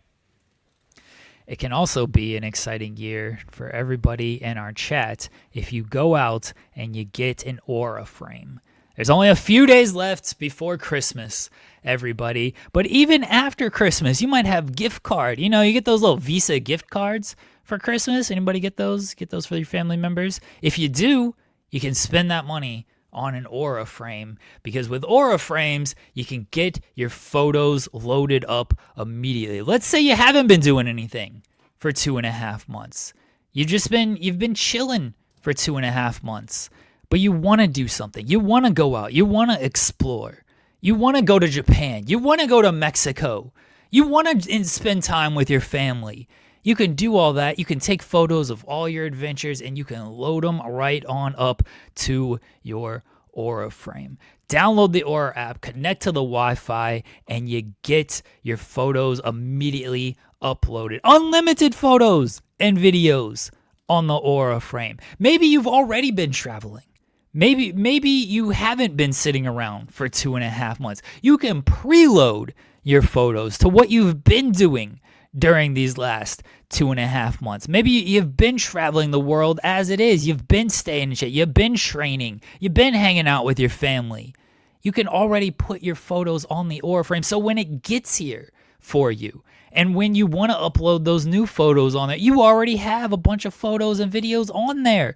It's like, man, I've journeyed my 2 months that I've been out, and now I'm going to journey my year, 2 years, 3 years as I continue to move forward and grow and explore and become the best in the world across different countries with my family out there. It's all on the Aura frame, everybody. And for a limited time, save on the Aura frame by visiting auraframes.com. Get $35 off Aura Frames' best-selling Carver matte frames. You've heard about them plenty of times on the show. We're going to keep telling you about the Carver matte frames. Why SP3? Because it was named #1 by Wirecutter. And that's why we're going to keep telling you about the Carver matte frames, because it was #1. It's not just me saying it. It's not just SP3 saying it. It's Wirecutter saying it as well. All you got to do, use the promo code FIGHTFUL at checkout. auraframes.com, AURA frames.com, promo code FIGHTFUL, exclusive deal for our listeners, and the frames sell out fast. So get it now. We're 2 days away from Christmas, and you can order it now, and it might get here by tomorrow. Because as we learned, our pal Jules, who's a regular on the show, she ordered hers, and she said it got there within 24 hours. So there's a good chance you can order it now, and it'll still get here before Christmas. And you can still gift this to yourself if you want to, but you can gift it to somebody else for Christmas. Support the show. Mention us at checkout. Terms and conditions do apply. auraframes.com, AURA frames.com. Use the code FIGHTFUL. Let them know we sent you. Thank you to our friends at Aura Frames. I feel like I did pretty good there as I froze. Oh, no, I didn't freeze. You froze. Oh, you didn't freeze. You held your pose. No. Yeah, you held your pose. Yeah, you know, that was good. Mentos. Yeah. I've done commercials before. I know how to do it. hit the punchline and then. All right. Good guy. Yeah, Aura Frames. We were showing them love all through December, Volub. All through December. You know what? They've been good to us. We're gonna be good to them, even if it technically maybe ended December 3rd. It doesn't matter. We're gonna keep letting you know about Aura Frames. Yeah. What are we talking about in the chat, Volub? Stop playing like you don't know that's Naito. Come on, that graphic that Noah put up with the hair and the hat. Yes, that's Naito.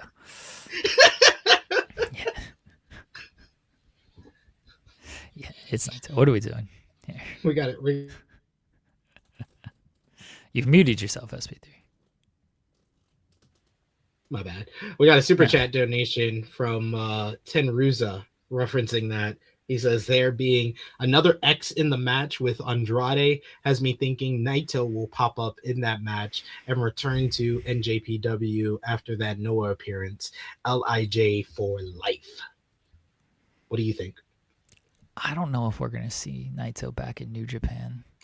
I just don't know. I don't think so. I don't think so for a while. The fact that he wasn't even like called or anything about like Tanahashi's retirement, like at least to like make an appearance. Like I understand if they thought like Okada was the right choice, which he was based on the ticket sales. I understand and the that, fact that he could still go in the ring.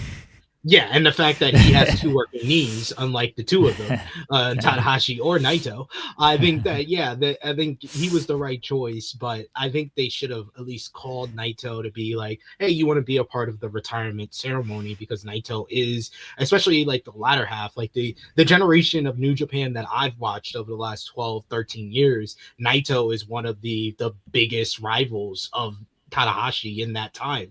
Like it's really the three heads of New Japan Pro Wrestling, the three faces of the company over the past decade has been Okada, Tanahashi, and Naito. Other than, of course, the gaijins that have come in like Omega, Styles, and Osprey and White. but those three have been the Japanese faces of the company for the last 3 years, for the last probably 2 decades. So I think that they should have at least have Naito be a part of the retirement ceremony, and hopefully he is going to be a part of the retirement ceremony. I'm not saying that it's confirmed that he's not going to be, but the fact that he came out and said that he wasn't contacted at all about Wrestle Kingdom by New Japan is kind of telling about the relationship of Naito and NJPW right now, and especially the way his whole departure from New Japan happened earlier this year. It was so abrupt. It came out of nowhere. I don't know if New Japan was given proper notice in regards to that. I think that they were under the impression that Naito was going to resign, and then he wasn't liking kind of the offers, I guess, because New Japan has been very tight pennied on the whole giving up money to any of their talent. So I can understand where Naito's coming from and where New Japan's coming from. Yeah, I hope that he appears at some point during the retirement ceremony. It's obviously not going to be for the match, but for the ceremony, like Naito should be there. He just one for Tanahashi. This is all for Tanahashi, right? Like, even if it doesn't lead to any type of comeback with New Japan, he should just be there because it's part of Tanahashi's ceremony. And then Kenta should attack everybody, and you can get all the heat on Kenta. No, it's gonna be Naito finally he's gonna get another roll call in the Tokyo Dome, and he's gonna be like, he's gonna make Tanahashi an honorary member of Los Ingobernables de Japón. We'll see with the retirement ceremony with Tanahashi. Looking forward to wrestling. I'm always excited for Japanese pro wrestling around this time of the year, because we got the year end shows. You got Stardom. They got their big show on next Monday with Saya Kamitani and Sari Anoa'i in the main event, and then you got the first week of January with the Noah New Year show with probably Naito appearing there. I think there's going to be some WWE talent on that show as well, but most of all, I think this is the most excited I've been for a Wrestle Kingdom in quite some time. I've loved Wrestle Kingdom for years, and I loved the last 2 years, like 2 years ago, with the Osprey and Omega matchup, which is one of the greatest matches I've ever seen in my life. To the early last year in 2024 with Bryan and Okada in the Tokyo Dome was amazing as well, and Naito finally getting to do the roll call in the main event and winning back the title and ending the reign of terror of Sonata. Oh, that awful reign.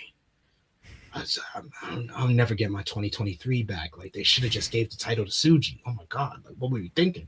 But anyway, and then this past year in the Tokyo Dome, I thought that was I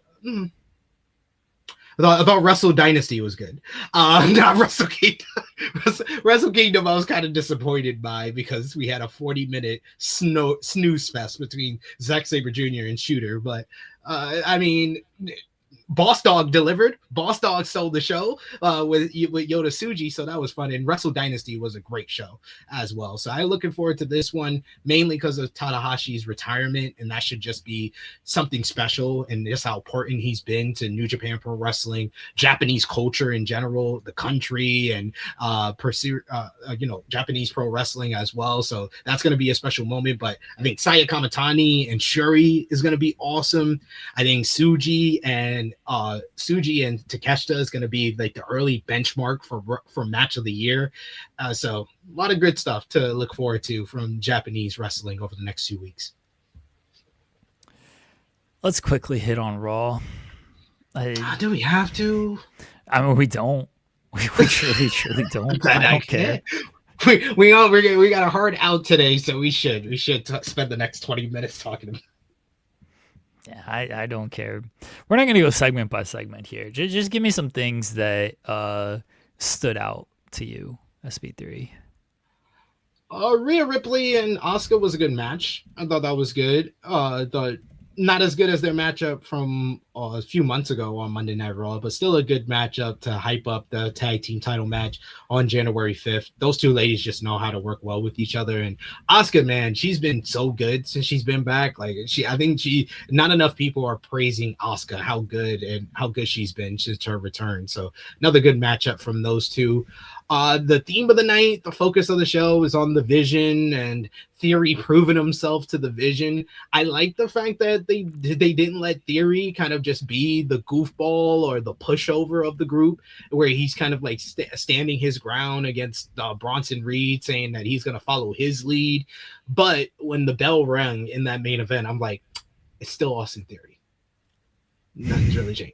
It's still Austin Theory. He's still wrestling like Austin Theory. He can act all hard and gangsta as much as he wants. He can act like he's more aggressive now and meaner, but it's still Austin Theory when the bell rings. So it wasn't much difference there. Becky Lynch being back, that was the best promo on the show. I think overall the most entertaining segment on the show was Becky Lynch's return, and Javon Evans apparently getting called up and becoming a free agent despite being a part of NXT, which I'm like, damn. So you're telling me Shawn Michaels has been building up to the Javon Evans NXT championship run, and Triple H is like, nah, you good. I'm gonna take him. This would be awesome if this is what happens. Oh, this is awesome. This is 100% awesome.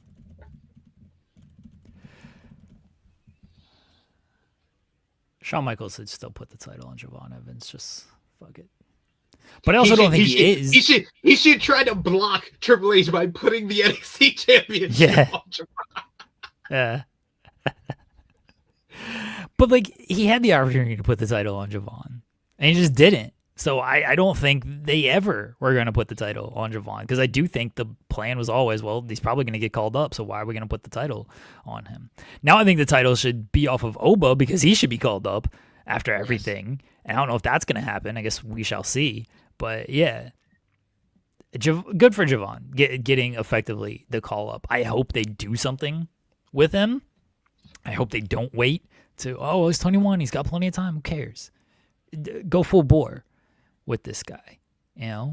Put the Intercontinental title on him. Dominic set a good run. Well, he lost to John Cena in the middle of it, but Dominic's fine without that title. It'll be fine. So you think Siobhan should be on Monday Night Raw?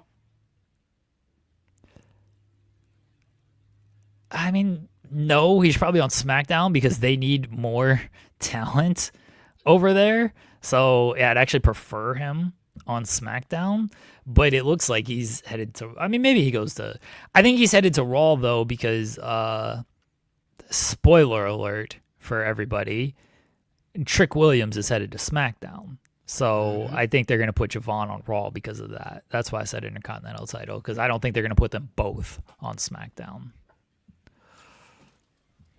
That would make sense. That would make sense for sure. And I think that he can add a lot to like the mid-card scene on Monday Night Raw.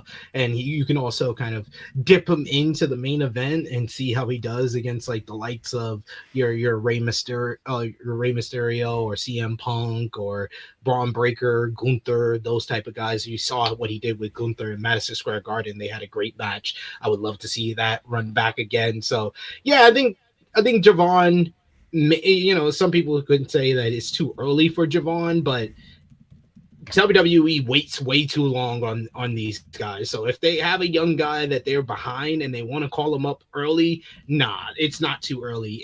It's about damn time that they bring up some more youth to the roster, because this roster is very much an older roster when it comes to the male talent. So we need more 20-year-olds like Javon to freshen things up a bit. Yeah.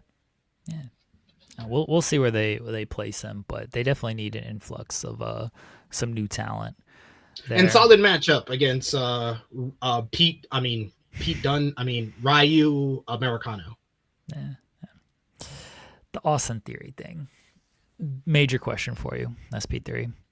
Did he piss his pants? No. Those are it's a gene design. It's a design. He found his leftover AR Fox clone genes in his trunk, and he decided to wear those for his new heel act.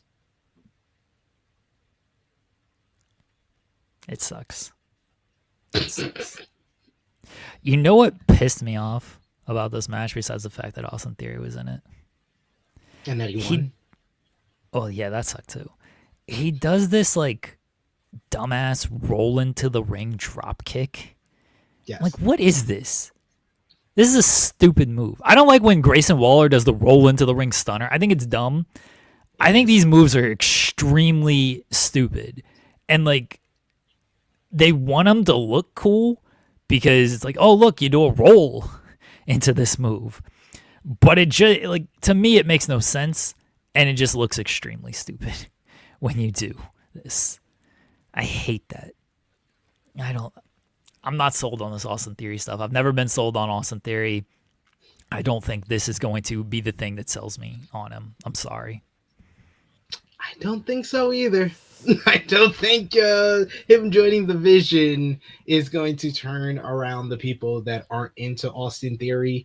I think that you can build him up and give him some credibility where he can be a guy that can, challenge for the Intercontinental Championship, maybe even potentially become Intercontinental Champion in the future to bring that to the Vision. But I don't see WWE giving him the focus and the attention that is going to be needed to turn around all the damage that they've done to him in the past 3 years. Like, some people want to say, oh, the damage started when Vince pushed him way too early. No. All the damage to Austin Theory, to me, really happened when Triple H took over. The first night Triple H took over, he had Roman bury him on the mic and be like, you were the old man, now the old man's not here, and you are now jacking shit. And then proceeded to give him the very worst Money in the Bank cash-in of all time. Like, Damien Sato wish that Damien Sato in retrospect would wish that he had his cash-in instead of Austin Theory's. Not only are you going to fail at your cash-in, you're going to fail on a mid-card title. A mid-card title that you already won. Oh my God. And then proceed to not win by cashing in, then win the title a few weeks later. Oh my God. It was so inconceivably dumb. Like, that was one of the first blunders of Triple H as a booker. Like, okay, I understand this guy is not your guy, but you don't have to objectively try to ruin him. Like, that was the first time of, like, people want to talk about, oh, Triple H purposely ruined John Cena's retirement. You want to see Triple H purposely trying to ruin somebody? Take a look at Austin Theory in 2022. Oh my God. And then he went from the selfie guy and Money in the Bank, Mr. Money in the Bank, to, oh, I'm the Now. I'm Austin Theory, the Now. And then proceed to give him a John Cena feud where John Cena buries him, and that's all everybody remembers. They never remember him beating him at WrestleMania. They just remember him getting buried by Cena on the mic and Cena telling him, you're going to beat me, but it's not going to matter. And it's like, what? Yeah. What? It did it. Exactly. It was a self-fulfilling prophecy. It was like, did not matter. And then you had him held the title for 5 months after that. People want to think that, oh no, after that they moved the title off of Theory because they realized it wasn't working. No, it took them 5 months to take the title off of Theory. He loses to Rey Mysterio. Rey Mysterio loses it instantly to, like, Logan Paul. Then Theory's in a tag team with Grayson Waller, but Grayson Waller is obviously the more charismatic of the two, and he's the better talker.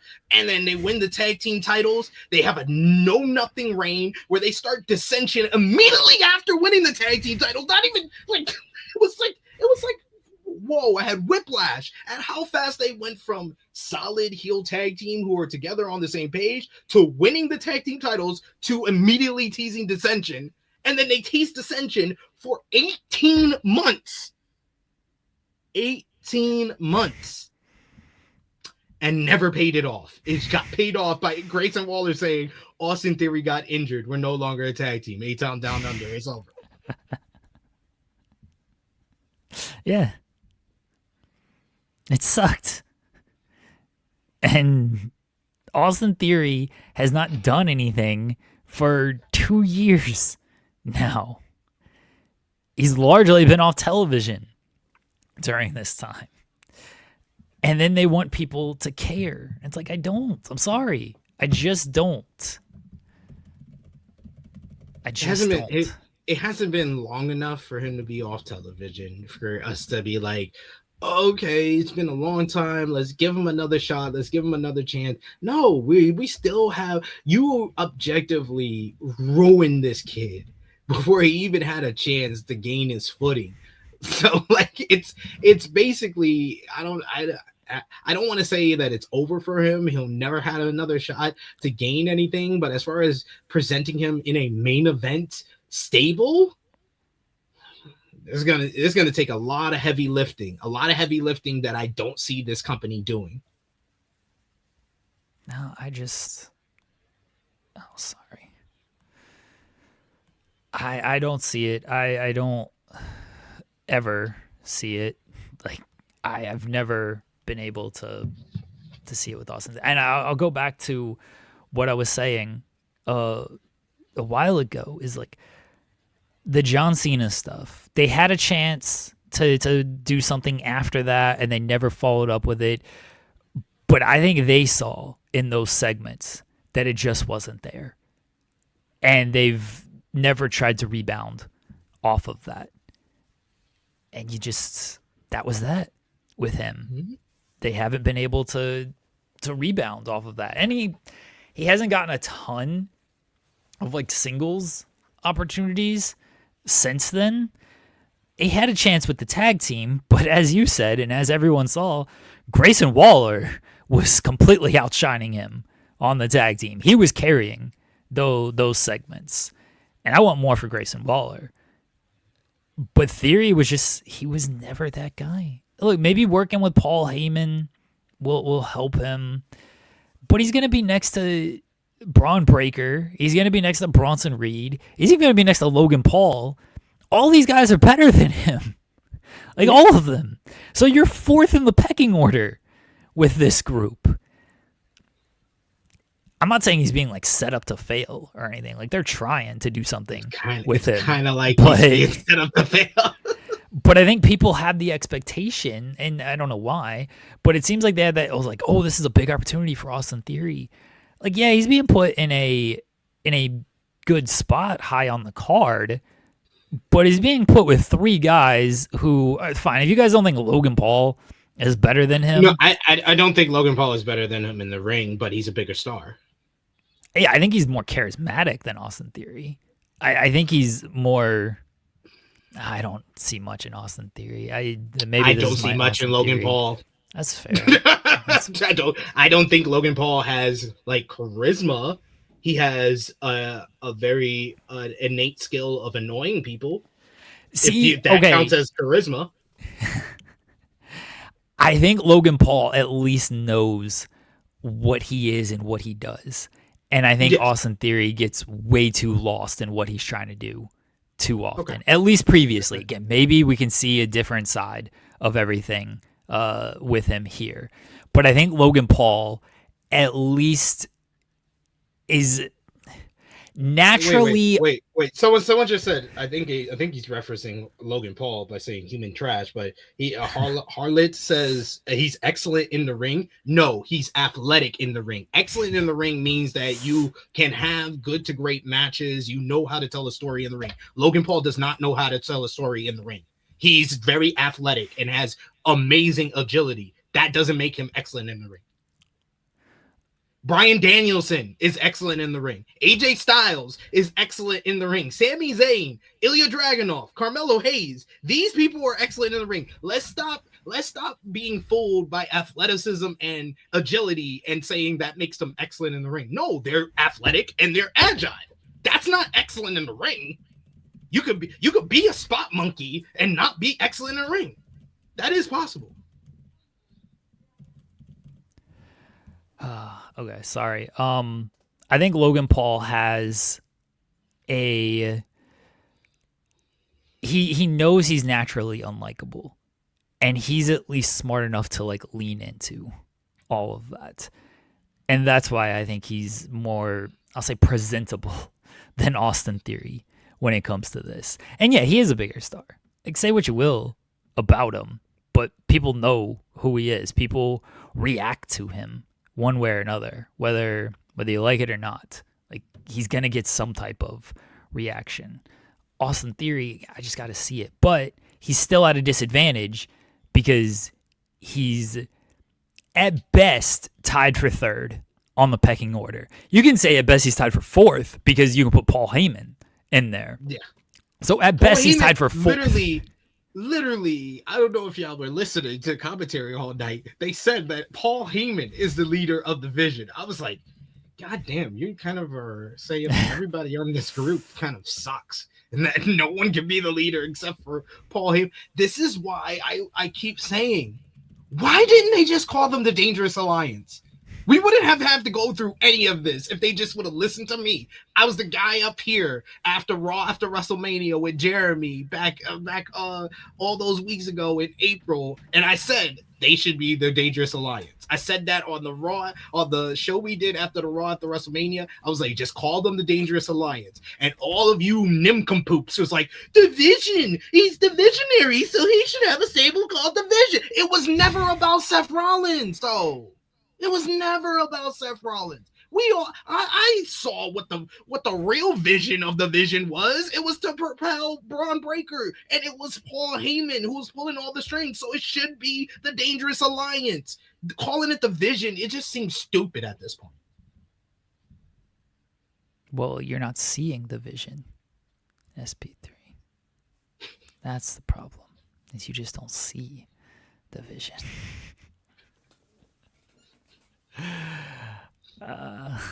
Anything else happen on Raw that you really want to touch on real quickly?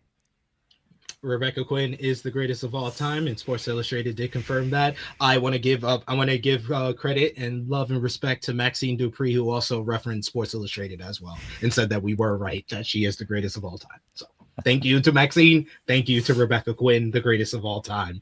And it's not just me saying it, it's Sports Illustrated saying it, which is also me saying it. Are they going to put the title back on Becky? Which they should.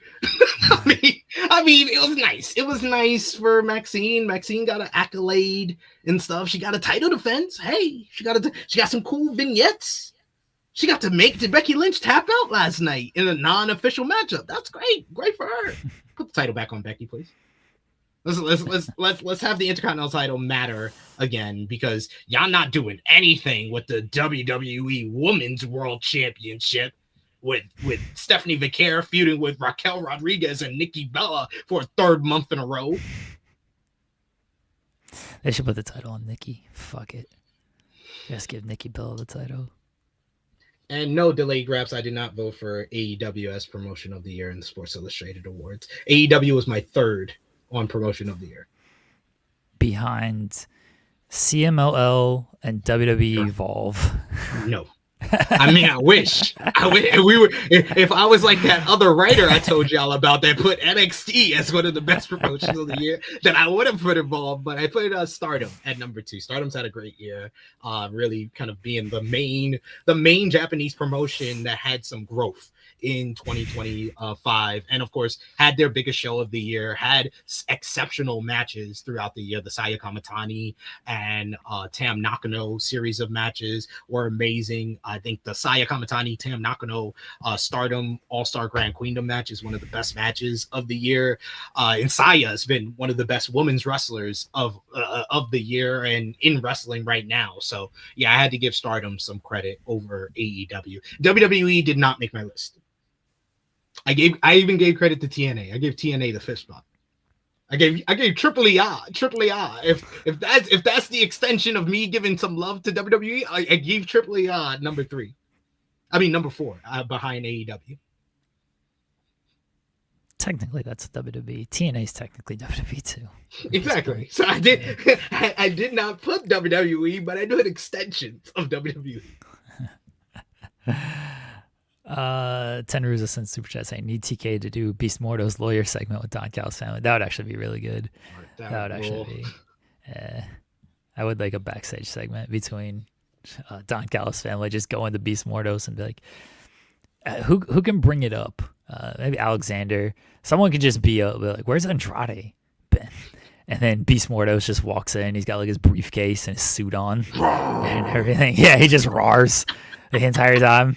And he's like, Don Callis is like, here we go, family. Here we go, everybody. This is the man who's going to bring Andrade back. I've been talking to my lawyer, and don't worry, everyone. Andrade will be back. And Beast Mordos just continues to roar.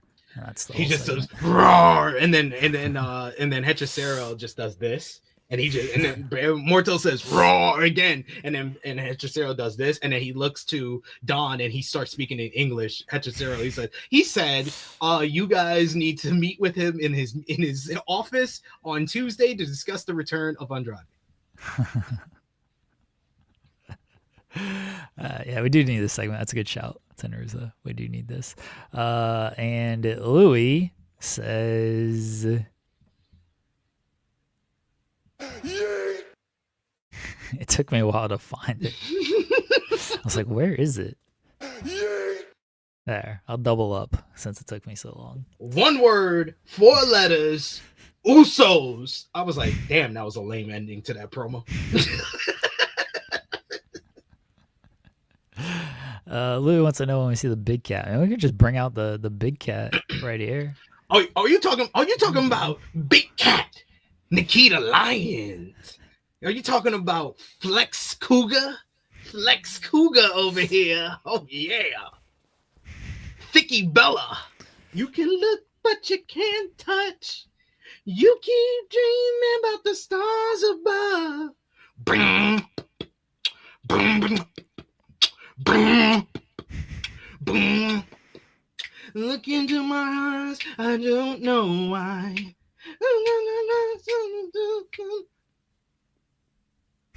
It was like she was dancing to me singing. It was great. Yeah. What was your moment of Monday, SP3? Oh wait, hold on. I gotta take this off the screen. Let's try that again.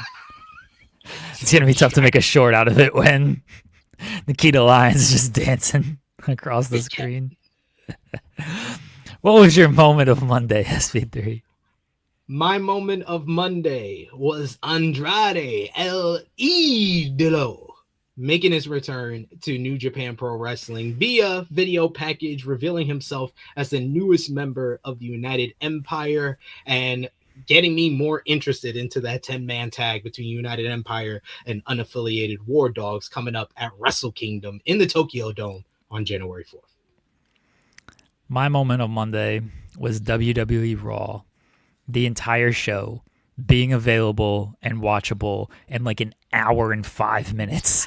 That rolled. I was so happy. Just like, all right, fast forward through this intro. Oh, fast forward through this. Show's over. It's like 9:10. I'm like, yeah, we need this more often. Done with this show. NXT is going to be that way. It was great.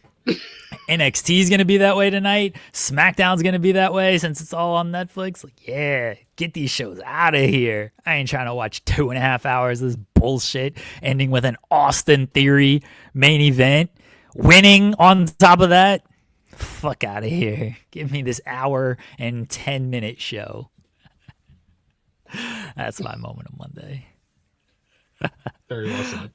Results of our poll question: should the New York Knicks have hung the banner? And we have 54% of you said yes, 46% of you said no. So 54% are in agreement that the Knicks should have hung the banner. 54% of you are actually intelligent and realize that the New York Knicks have no shot to ever raise another banner and that they should have raised this one. Thank you. What did we accomplish today, SP3?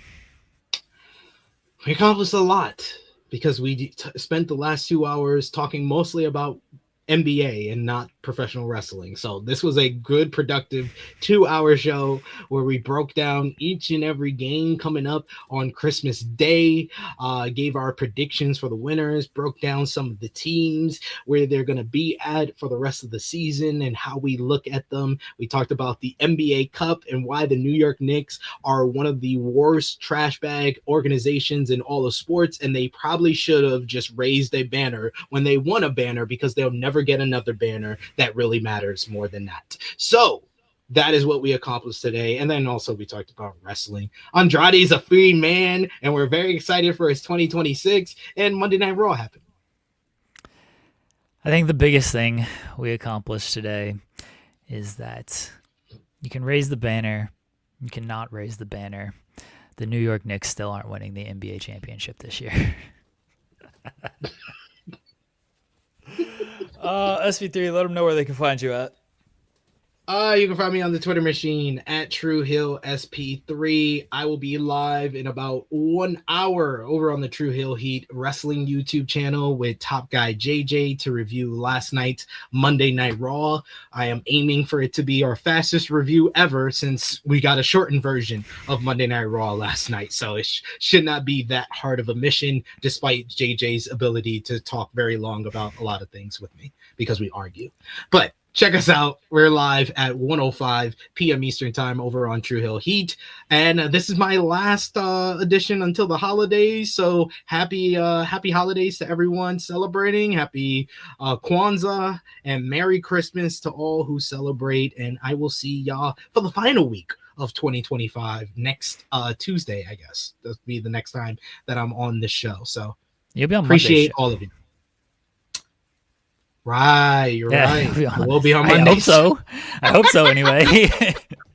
Totally forgot you asked me that yesterday. Yeah. Yes, I will be on Monday's show. So I'll be back on Monday. So happy holidays to you and yours out there. Hope you enjoy all the basketball games. Hope you get whatever you wished that you wanted and all of that good stuff. All those great pleasantries that regular people will give you. You know, you're obviously welcome to show up tomorrow as we Joel and I are going to talk about NXT. I mean, that's true. That's true. Yeah, just I'll probably come up with a TikTok game during my break. We'll do some holiday fun tomorrow. There is a holiday show on Fightful at 2:00. It's a special edition of a Tuesday Humpathon. It's going to be the holiday show. I will be there. I will not be saying a single word because I must keep my tradition of not saying anything on the holiday show alive. But Sean will be there. I don't know who else will be there, but I will be there saying absolutely nothing on that. I might show up even though I wasn't invited. Did you not get an invite? Nope. Sean don't invite me to places. How we going to talk about this? This the elephant in the room? I'm the only one from Innoways that don't get invited on the hump. I'm the only one from the Fightful team that don't get invited to the holiday stream. Y'all lucky that he hired Phil and Reg, or I'll be thinking something right now. I'm just saying, I'll be thinking something right now. Well, I can't.